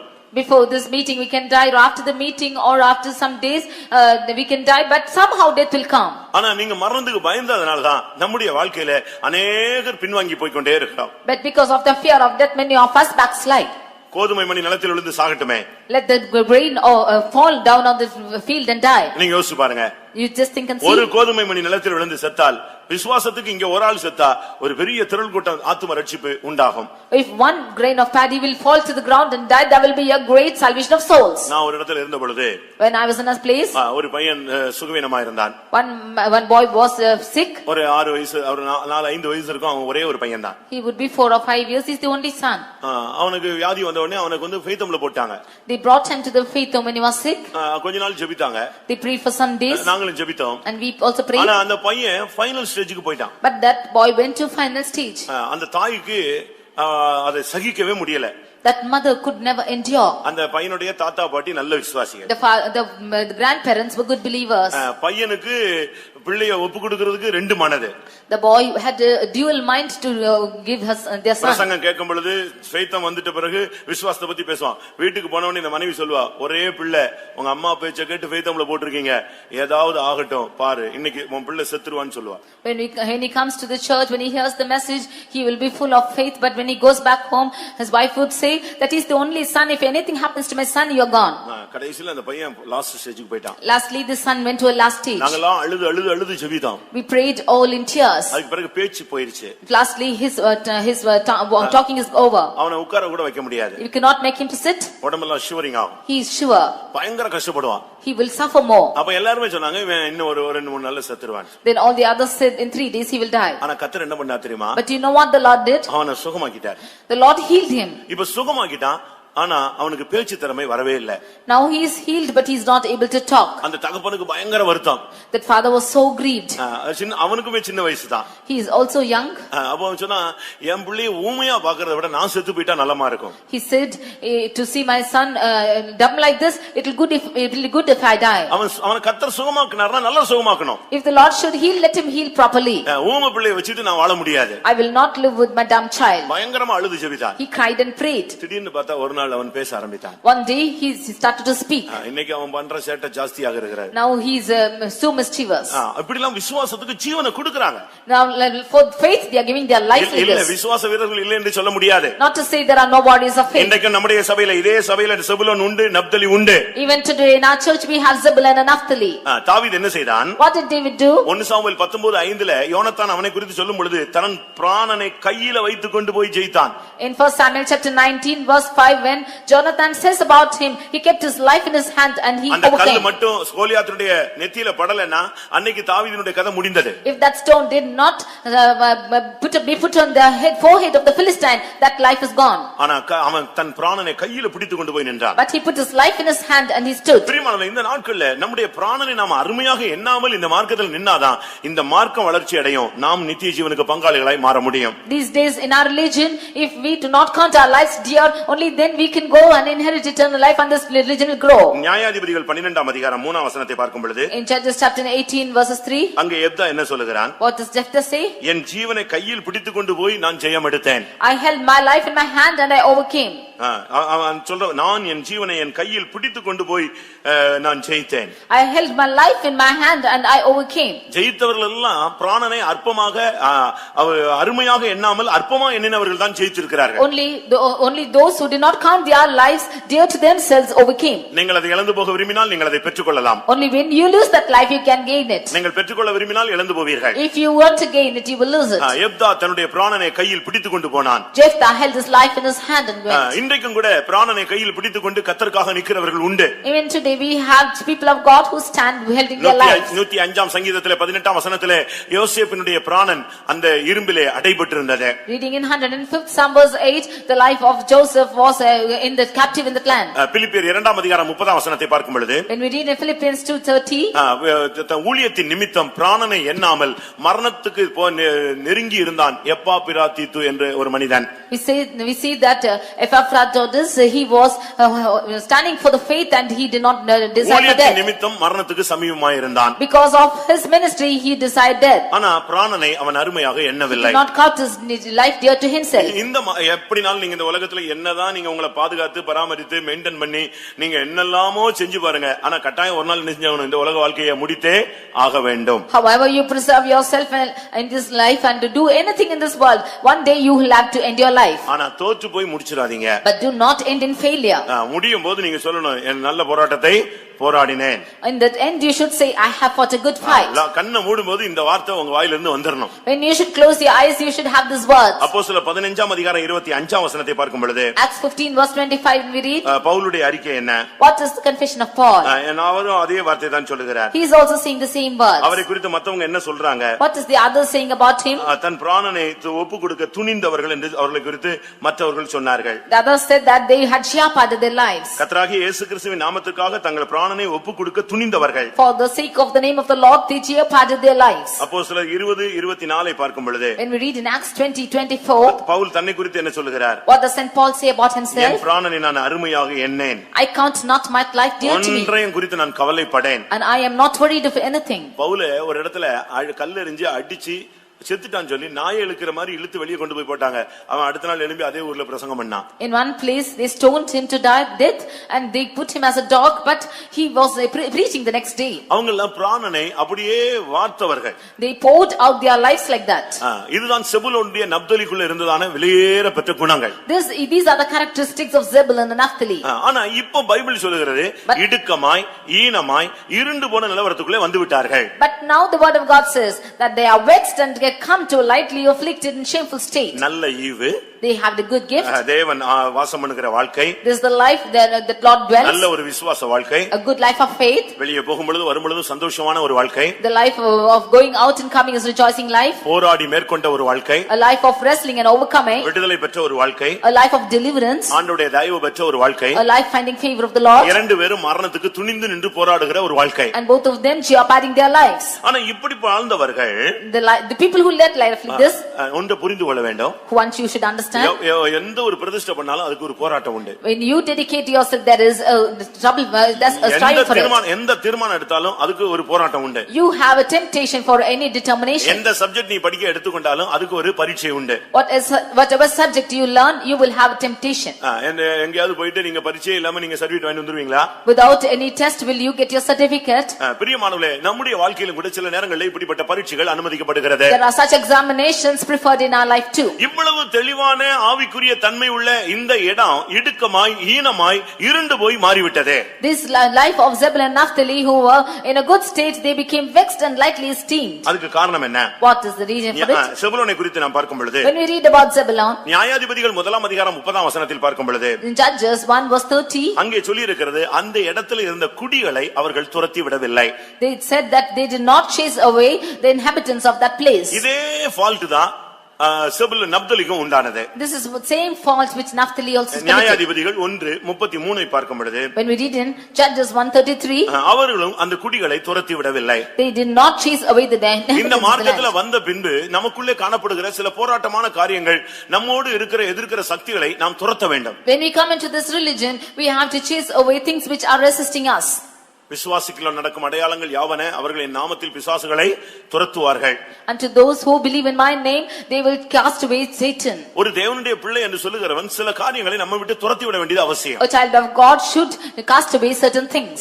ஆபிரகாம் மிகவும் நேசித்ததான இஸ்மவேலை துரத்தி விட்டான். Abraham chased away Ishmael whom he loved. மிகவும் நேசித்ததான ஆகாரை துரத்தி விட்டான். He chased away Hagar whom he loved. கர்த்தர் சொன்னார் அனுப்புன்னு சொன்னார், அனுப்பி விட்டான். The Lord asked him to send him away, indeed sent him out. ஆனா இந்த செபுலோனும் நப்தலியும் செஞ்ச ஃபால்ட் என்ன தெரியுமா? அங்க இருந்தவங்களை அப்படியே விட்டுட்டாங்க. அந்த குடிகளை அவங்க துரத்தாத பட்சத்துல இந்த குடிகள் ஒரு நாள் உன்னை அடிமைப்படுத்தும். But the fault mistake on the part of Zebulun and Naphtali is they did not drive away the inhabitants of the land, and one day they will destroy them. கடைசில இப்ப என்ன நடந்தது? But now what happened? இப்ப செபுலோனும் நப்தலியும் இடுக்கத்துக்குள்ள போய் விட்டார்கள். This Zebulun and Naphtali are vexed. இல்லாவிட்டால் ஈனமாய் கேவலப்படுத்தப்பட்டு விட்டார்கள். Or they are lightly afflicted. இப்பொழுது இருண்ட சூழ்நிலைக்கு தள்ளப்பட்டார்கள். They are gone into a dark state. அடுத்த காரணம் என்று சொல்லப்பட்டிருக்கிறது. The next reason is இரண்டாம் நாளாகமம் 30ஆம் அதிகாரம் 11ஆம் வசனத்தை பார்க்கும் பொழுது 2 Chronicles 30 verse 11. அங்கே செபுலோனை குறித்து சொல்லி இருக்கிறது. There we read about Zebulun. சிலர் மனத்தாழ்மையா இருந்தார்கள், சிலர் மனத்தாழ்மையாய் எருசலேமுக்கு வரவே இல்லை. Some of them were with humble spirit, but some of them did not come back to Jerusalem. ஒரு காலத்துல நல்லா இருந்த ஒரு நல்ல ஈவை பெற்றவன் இப்பொழுது மனத்தாழ்மை இல்லாத ஒரு தன்மைக்கு கொண்டு வரப்படுகிறான். Now once they were in a good state, but now they have no humble nature. இன்னைக்கு பாருங்க, தாழ்ந்து போகிறதுக்கு நமக்கு முடியல. Today we are not able to humble ourselves. ஒரு சிலர்லாம் பேர்ல தான் தாழ்த்துவாங்க. For name's sake some of them humble themselves. சாட்சி சொன்னா சொல்லுவாங்க குப்பை தூசி மண்ணு என்னெல்லாமோ சொல்லுவாங்க. When we ask them to testify, they count themselves as dust and ashes. பெங்களூர்ல ஒரு அம்மா எப்ப எழும்பினாலும் சாட்சி சொல்லுவாங்க. One person in Bangalore, she will testify like this. எப்ப எழும்பினாலும் அவங்க அப்படி சாட்சி சொல்லுவாங்களா? Whenever she stands up, she will testify. நான் ஒரு அடிமை, I am a slave, நான் ஒரு தூசி, I am a dust, நான் ஒரு குப்பை, I am an ash. எப்ப எழும்பினாலும் இவங்க இதான் சாட்சி. Like this she will testify. என்ன நடந்தது? What happened? அந்த ஆராதனை முடிந்த உடனே சண்டே ஸ்கூல் பையங்கள்லாம் வந்து சிஸ்டர் குப்பைன்னு கூப்பிட்டாங்க. So the Sunday school children after the meeting they came and asked called her sister dust. இந்த குப்பை போது பாருன்னு சொன்னா. They said that the dust is going. இந்த தூசி போது பாருன்னு சொன்னா. See that this earth is going. அது அவங்களுக்கு பயங்கர டென்ஷன் ஆயிடுச்சு. Then she was full of tension. நேரா பாஸ்டர் போய் என்னை எல்லாரும் கேவலப்படுத்துறாங்க. Straightly she went to the pastor and said that all are humiliating me like this. என்னை தூசிங்கற. They're calling me as dust like this. Pastor சொன்னாரு, நீங்க சொன்னது தான் அவன் சொல்றான், வேற புதுசா ஒண்ணும் சொல்லவே இல்ல. The pastor said what you said, they are saying nothing new. உனக்கு வந்து சாட்சியில தான் உன்னை தாழ்த்த முடியுதே தவிர ஃபேக்ட் உண்மையான நிலவரத்துல உன்னால என்ன செய்ய முடியல, தாழ்த்த முடியல. You are only humble yourself in the testimony but not of the true state. நம்மிலும் अनेகர் அப்படி தான் இருக்கிறோம். We too many of us are like this. Naphtali ஒரு நல்ல ஈவு, ஆனா இப்போ அவனுக்கு மனத்தாழ்மை என்பது ஒரு கேள்விக்குறியாக இருக்கிறது. Naphtali is a good gift but he is not able to humble himself now. கிறிஸ்தவ மார்க்கத்துக்குள்ள வந்த உடனே நீ படிக்க வேண்டிய ரெண்டு சப்ஜெக்ட், இயேசுவினிடத்துல போதகர் ஊழியக்காரங்கிட்ட கற்றுக்கொள்ள வேண்டியது ரொம்ப இருக்கு. இயேசுவினிடத்துல கற்றுக்கொள்ள வேண்டிய ரெண்டு சப்ஜெக்ட், நான் சாந்தமும் மனத்தாழ்மையுமா இருக்கிறேன், என்னிடத்தில் வந்து என்ன செய்து கொள்ளுங்கள், கற்றுக்கொள்ளுங்கள். We have to learn two things of this Christian life, that Jesus is lowly and humbly and we should learn of him. புரியுதா உங்களுக்கு எல்லாருக்கும்? Do you understand? இங்கே சிலர் மனத்தாழ்மையா எருசலேமுக்கு வந்தாங்க, மத்த குரூப்லாம் வரவே இல்ல. So only some of them came for this humble nature but not all. மனத்தாழ்மை இல்லாவிட்டால் ஒரு நாள் உனக்கு இடுக்கமான வாழ்க்கை அனுமதிக்கப்படும். If you do not have the humility, then you will have a life of affliction. உனக்குள்ள இருக்கிற பெருமையினால அந்த இடுக்கமான அந்த வாசல் வழியா உன்னால உள்ள பிரவேசிக்க முடியாது. Because of the pride nature you cannot go through the straight path. இந்த நப்தலியை குறித்து நாம் பார்க்கும் பொழுது, when we read about Naphtali, அவன் விடுதலை பெற்ற ஒரு பெண்மான். He is a hind left loose. ஆனா இப்போ நிலவரம் என்ன? But what's the state now? இரண்டாம் ராஜாக்கள் 2 Kings 15ஆம் அதிகாரம் 15th chapter 29ஆம் வசனத்தை பார்க்கும் பொழுது verse 29. கடைசி பகுதியில சொல்லிருக்கு, அவர்கள் சிறைப்பட்டு போனார்கள். The last portion it is said that they were taken captive. இவன் விடுதலை பெற்ற ஒரு ஆளு. He is a hind left loose. ஆனா இப்போ நப்தலி தேசம் அனைத்தையும் பிடித்து குடிகளை சிறையாக அசீரியாவுக்கு கொண்டு போனார்கள். But now the inhabitants were taken as a captive by Assyria. விடுதலை பெற்றவன் இப்பொழுது சிறைப்பட்டு போனவனாக மாறினான். Now he who was left loose is now captivated. அருமையானவர்களே, நம்முடைய வாழ்க்கையினுடைய துவக்கம் என்ன, தற்போதைய நிலவரம் என்ன? Dear beloved, how was our beginning and how is our present life? கடந்த கால வாழ்க்கை மிகவும் செழிப்பான ஒரு வாழ்க்கை. The past life was a fertile life. இதைத்தான் ஆவியானவர் சபைகளுக்கு பேசும் பொழுது, that is what when this beloved speaks, நீ ஆதியிலே கொண்டிருந்த அன்பை விட்டா என்று உன் பேரில் எனக்கு ஒரு குறை உண்டு. I have a shortcoming on you that you have left your first love. கலாத்தியர் சபைக்கு பேசும் பொழுது, telling to Galatians, முன்னே நீ கொண்டிருந்த ஆனந்த பாக்கியம் எங்கே என்று கேட்கிறார். where is the joy which you had in the beginning. எபிரேயர் சபைக்கு பேசும் பொழுது About the Hebrews church, பிரகாசமாக்கப்பட்ட அந்த முந்தின நாட்களை நினைத்துக் கொள்ளுங்கள் என்று பேசுகிறார். you consider the days when you were enlightened. அப்ப இதிலிருந்து என்ன விளங்கிக் கொள்கிறோம்? What do we understand from this? கடந்த கால வாழ்க்கை பிரகாசமா இருந்தது, தற்போதைய வாழ்க்கை இருண்டு போய் இருக்கிறது. Their past life was light and light, but now it's darkened. இப்பொழுது இருண்டு இருள் சூழ்ந்து இடுக்கமாக ஈனமாக ஒரு நிர்பந்தமான நிலவரத்தில் போன இந்த தேசத்தை நோக்கி இயேசு வந்தார். Now looking unto this place which was full of troubles, vexed and tribulation, Jesus came to this place. ஏன் இந்த ரெண்டு நாட்டையும் விட்டு விடவில்லை? Why did the Lord not leave these two places? எத்தனையோ நாடுகளை அடிமைத்தனத்துக்கு விட்டுவிட்ட தேவன், The Lord who left many land into captivity, அநேக நாடுகளை சிறையிருப்புக்கு ஒப்பு கொடுத்த தேவன், many land that has the Lord yielded to captivity, சில தேசங்களை மன்னிப்பே இல்லாமல் அவாந்தர வெளியாக மாற்றின தேவன், some lands they did not have forgiveness and were left desolate. ஆனால் இந்த செபுலோனையும் நப்தலியும் விடவே இல்லை. But the Lord did not leave Zebulun and Naphtali. அவருடைய இரக்கத்துக்கு அங்க முடிவில்லாமல் காணப்பட்டது. They did not have the end for the mercies. பலரை கண்டுகொள்ளாமல் விட்ட தேவன், The Lord who left of many people, பலரை நியாயம் தீர்த்த தேவன், many of them who were justified by God. ஆனால் இந்த செபுலோனையும் நப்தலியும் கர்த்தரால் விட முடியவில்லை. But the Lord could not leave Zebulun and Naphtali. அதனால தான் அந்த கலிலேயாவை தேடி இயேசு வந்தார். That is why Jesus came to Galilee. அந்த யோர்தான் நதி அருகே அவர் வந்தார். That is why he came to the shores of Jordan. அந்த தேசத்தை பிற்காலத்திலே மகிமைப்படுத்த தேவன் சித்தம் கொண்டார். The Lord wanted to glorify that nation in future. அருமையானவர்களே, உங்களுடைய ஆவிக்குரிய வாழ்க்கை ஒரு மகிமையான துவக்கமாக இருக்கலாம். Dear beloved, your beginning might be a glorious one. ஆனால் முடிவு மோசமாக மாறிவிடக் கூடாது. But your end should not be a pathetic state. அற்பமான ஆரம்பமா இருக்கலாம், ஆனால் முடிவு சம்பூர்ணமாய் இருக்க வேண்டும். There might be a mean beginning, but your end should be full of blessing. ஆனால் தேவன் பாருங்க, இந்த செபுலோனையும் நப்தலியும் விடல. But the Lord did not leave Zebulun and Naphtali. நாம் வேதத்துல படித்து பார்க்கும்போது இதுதான் ஆச்சரியப்பட்டேன். தேவன் பாருங்க, அந்த ஆதியில கொண்டிருந்த அன்பை அவர் விடவே கிடையாது. But when I read in the word of God, I was marveled because the Lord did not leave his first love. நாம் ஆதியில கொண்டிருந்த அன்பை விட்டுறோம், ஆனா தேவன் ஆதியில நம்மேல் வைத்த அன்பை என்ன செய்யறது இல்ல, விடுகிறதே கிடையாது. We have left the first love, but the Lord does not leave his first love towards us. யோவான் எழுதின சுவிசேஷத்தை நீங்கள் படித்து பார்த்தால், When you read in John's gospel, துவக்கத்துல இந்த மார்க்கத்துல வரும்போது உன்னை எப்படி நேசித்தாரோ அதே மாதிரி இன்னைக்கு நேசிக்கிறார். as he loved you in the beginning, when you came to this religion, he is loving you today. யோவான் 13:1 ஒரு விசை வாசிக்கலாம். John 13:1. பஸ்கா பண்டிகைக்கு முன்னே இயேசு உலகத்தை விட்டு பிதாவினிடத்துக்கு போகும்படியான தம்முடைய வேலை வந்ததென்று அறிந்து தாம் உலகத்தில் இருக்கிற தம்முடையவர்களிடத்தில் அன்பு வைத்தபடியே முடிவு பரியந்தமும் அவர்களிடத்தில் அன்பு வைத்தார். எப்படி இருக்கு பாத்தீங்களா அந்த வார்த்தையை பாருங்க. எப்படி துவக்கத்துல அன்பு வைத்தாரோ அதே போல அவர்களுடைய முடிவு பரியந்தம் அவர்கள் மேல் அவர் அன்பு வைத்தார். As he loved them in the world, in the beginning, he loved them to the end. இன்னைக்கு போய் ஆண்டவரே என்னை அன்னைக்கு ரட்சிக்கும்போது என்னை நேசித்தேன்னு சொன்னீங்களே, இப்போ நீங்க நேசிக்கிறீங்களா? அதே நேசம், மாறாத நேசம் அப்படியே இருக்குன்னு சொல்லுவார். If you go to the Lord and ask him, Lord, in the beginning when you said that you had loved me so much, how do you love me today? The Lord will say, I love you same. நீங்க இப்பொழுது இருக்கிற நல்ல நிலவரமோ கெட்ட நிலவரமோ இப்போ நீங்க கண்ணை மூடி கேட்டு பாருங்க, ஆண்டவரே நீர் அன்னைக்கு நேசித்தது போல நேசிக்கிறாரான்னு கேளுங்க. அவர் என்ன சொல்லுவார்? இன்னைக்கு அல்ல, முடிவு பரிந்து நான் உன்னை அப்படியே நேசிக்கிறேன். At this time, if you close your eyes and ask the Lord, do you love me from as you loved me in the beginning? Jesus will say, I will love you till the end like this. ஆம், இன்றைக்கும் என்னை நேசிக்கிறார் என்று நான் விசுவாசிக்கிறேன்னு சொல்றவங்க கரங்களை உயர்த்தி ஒரு அல்லேலூயா சொல்லுங்கள். தேவன் தன்னுடைய நேசத்திலே மாற்றமே வைக்கிறது இல்லை. The Lord has no change in his love towards us. நம்முடைய அன்புதான் மாறி போகிறது பிரியமானவர்களே. It is our love which is changing. நம்முடைய அன்புதான் குறைந்து போகிறது பிரியமானவர்களே. It is our love which is diminishing. நம்முடைய அன்புதான் பாதை மாறி போய் விடுகிறது. It is our love which is turning apart. நம்முடைய அன்பில் தான் குற்றம் வந்து விடுகிறது. In our love is mistakes. நம்முடைய அன்பில் தான் தீட்டு உண்டாகிறது. In our love is defilement. அவருடைய அன்பிலே பரிசுத்தம், அவருடைய அன்பிலே எந்த குறைவும் கிடையாது. But his love is holy and no lacking in it. பாருங்க, இவ்வளவு பின்மாறி போன ஒரு நப்தலியை இந்த செபுலோனை அவர் மறுபடியும் தேடி வந்தார். See how the Lord is coming back seeking for Naphtali and Zebulun who were once backslidden. அதுக்கு காரணம் என்ன? What's the reason for it? பட்சபாதமா? Is it partial love? அல்ல. Nothing like this. உன்னுடைய ஆரம்ப காலத்துல நீ பரிசுத்தவான்களுக்கு செய்த ஊழியங்கள், அன்பின் பிரயாசங்களை அவர் மறந்துவிட அநீதி உள்ளவர் அல்ல. He is not unjustful to forget your labor of love which you have shown towards the saints. ஒரு காலத்துல போர்க்களத்து முனையிலே நீ மரணத்துக்கு துணிந்து நின்றாயே, அதை தேவன் மறந்து விடுகிறவர் அல்ல.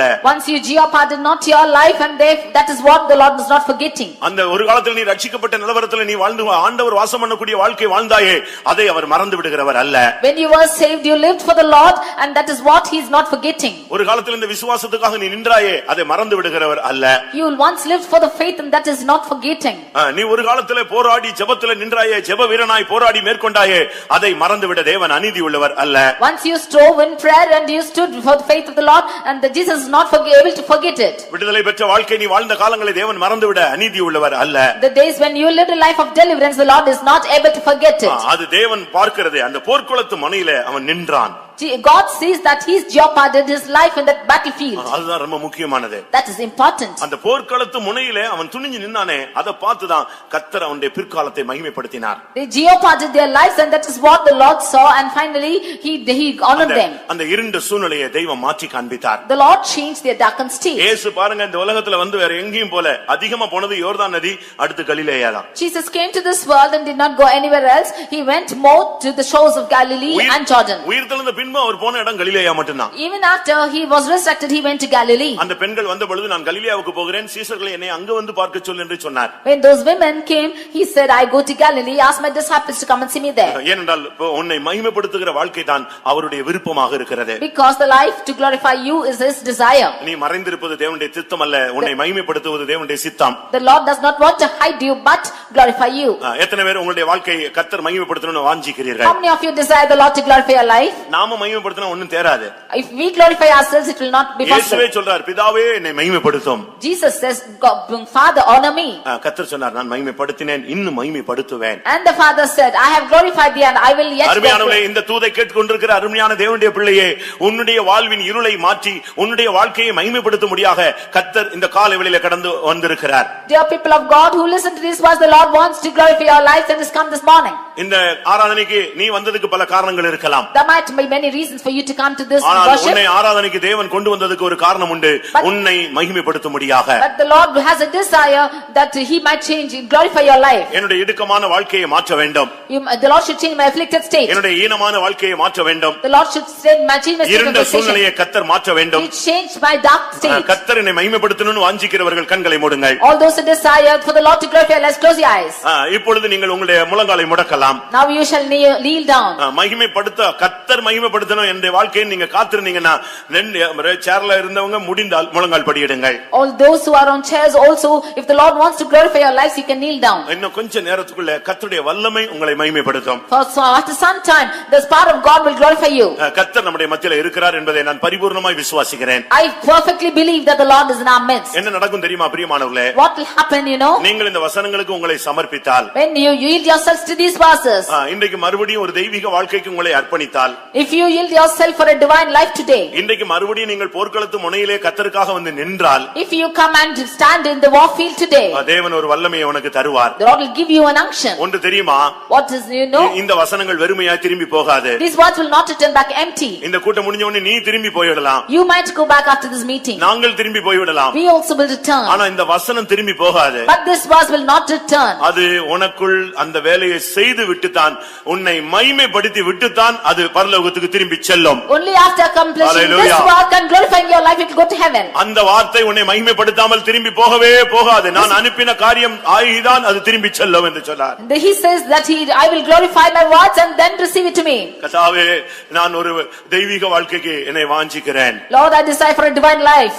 இடுக்கம், ஈனம், இருண்ட சூழ்நிலையை கர்த்தாவே மாற்றும். Change my life of vexation and tribulation. அப்படி வாஞ்சிக்கிறவங்க எல்லாரும் உங்களுடைய கண்களை மூடி முழங்கால் படியிட்டு தேவனை நோக்கி பாருங்கள். உங்களை மகிமைப்படுத்துகிறவர் நம்முடைய மத்தியிலே வந்திருக்கிறார். All of you glorify the Lord and look unto the Lord. The Lord wants to glorify you. Hallelujah. Praise the Lord. Ya kadabalam tidibi kadabakaterabania. Amen. என்னுடைய வாழ்க்கை ஒரு இடுக்கமாக, ஈனமாக, ஒரு இருண்ட சூழ்நிலையில இருப்பதை நான் உணர்கிறேன் என்று சொல்றவங்க தயவு செய்து கரங்களை உயர்த்துங்கள்.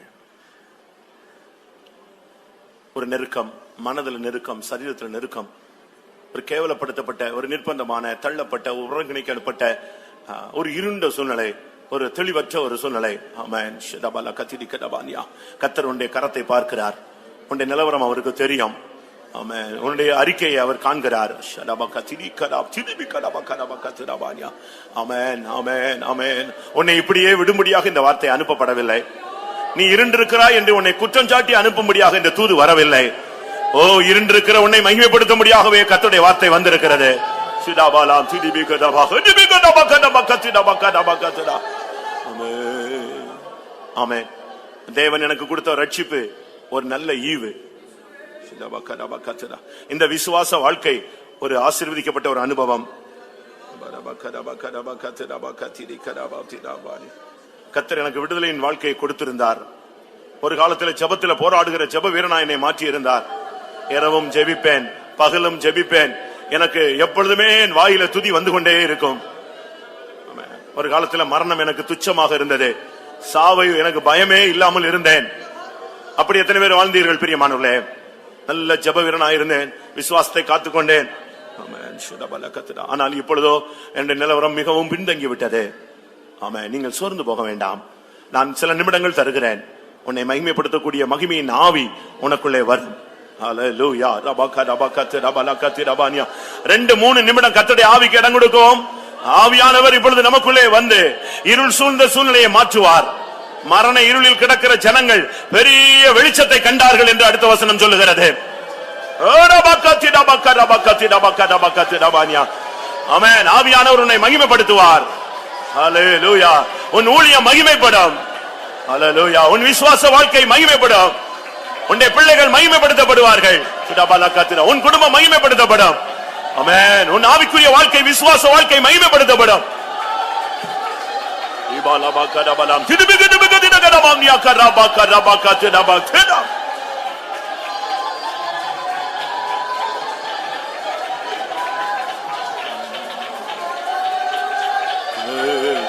ஆமா பிரியமானவர்களே, இதுவரை நீங்கள் தேவனுடைய சத்தத்தினுடைய ஒரு பகுதியை கேட்டீர்கள்.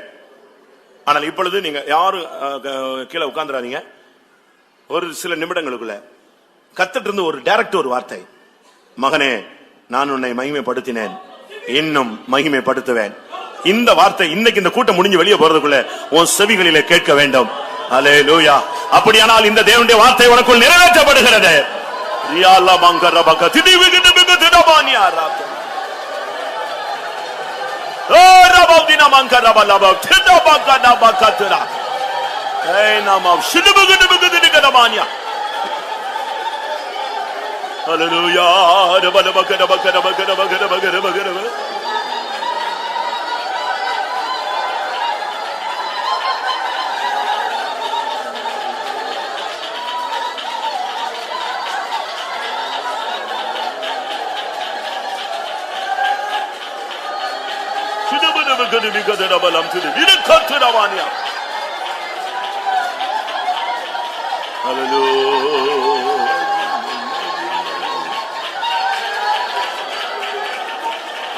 Hallelujah, hallelujah.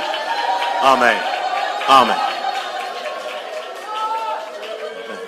இருள் சூழ்ந்த வாழ்க்கையிலே என்னுடைய ஊழியம், என்னுடைய குடும்பம், என்னுடைய தொழில், என்னுடைய வீடு, என்னுடைய சந்ததி போய்விட்டது. கர்த்தர் இறங்கி மகிமைப்படுத்தினால்தான், தேவனே இறங்கி என்னை மகிமைப்படுத்தினால்தான் இந்த இருள் நீங்கும் என்று நான் காத்துக் கொண்டிருக்கிறேன். அப்படி சொல்றவங்க யாராவது இருக்கீங்களா? டைரக்டா கர்த்தர் இறங்கி எனக்கு ஒரு பிரத்யட்சமான ஒரு கிரியை நடப்பிக்க வேண்டும். ஆமென். அதற்கு தான் நான் இந்த ஆராதனைக்கு ஓடி வந்தேன். ஆமென். மலைகளின் மத்தியில் நான் ஓடி வந்தேன், தாகத்தோடு வந்தேன். ஆமென். தெய்வமே நீர் என்னை மகிமைப்படுத்தும். சிடபலா கரபக திடபலா. உன்னை மகிமைப்படுத்துவார் என்று அந்த வார்த்தை வந்து கொண்டிருக்கிறது. அல்லேலூயா. இஸ்ரவேலே நான் உன்னில் மகிமைப்படுவேன். ஓ ரபம் திடிபிகு திடபக ரபக திடபலா கதிடபானியா.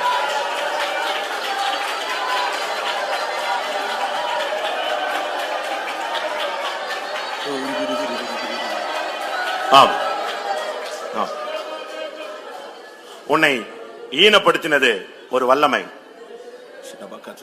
உன்னை ஈனப்படுத்தினது ஒரு சிலர், உன்னை ஈனப்படுத்தினது ஒரு அந்தகார வல்லமை. நீ இந்த கூட்டத்திலே நீ மனங்கசந்து நீ போராடி கொண்டிருக்கிறபடினால் அந்த வல்லமையை கர்த்தர் இப்பொழுது கடிந்து கொள்கிறார். உன்னை அவமானப்படுத்தின சக்தியை, உன்னை கேவலப்படுத்தின சக்தியை, உன்னை ஈனமாய் நடத்தின வல்லமையை இயேசு கடிந்து கொள்கிறார். சாத்தானா திடபாலா பாக்கரா. ஆமென். ஹல்லேலூயா, ஹல்லேலூயா. இபாலா ஷலபலா திடபலா கதி.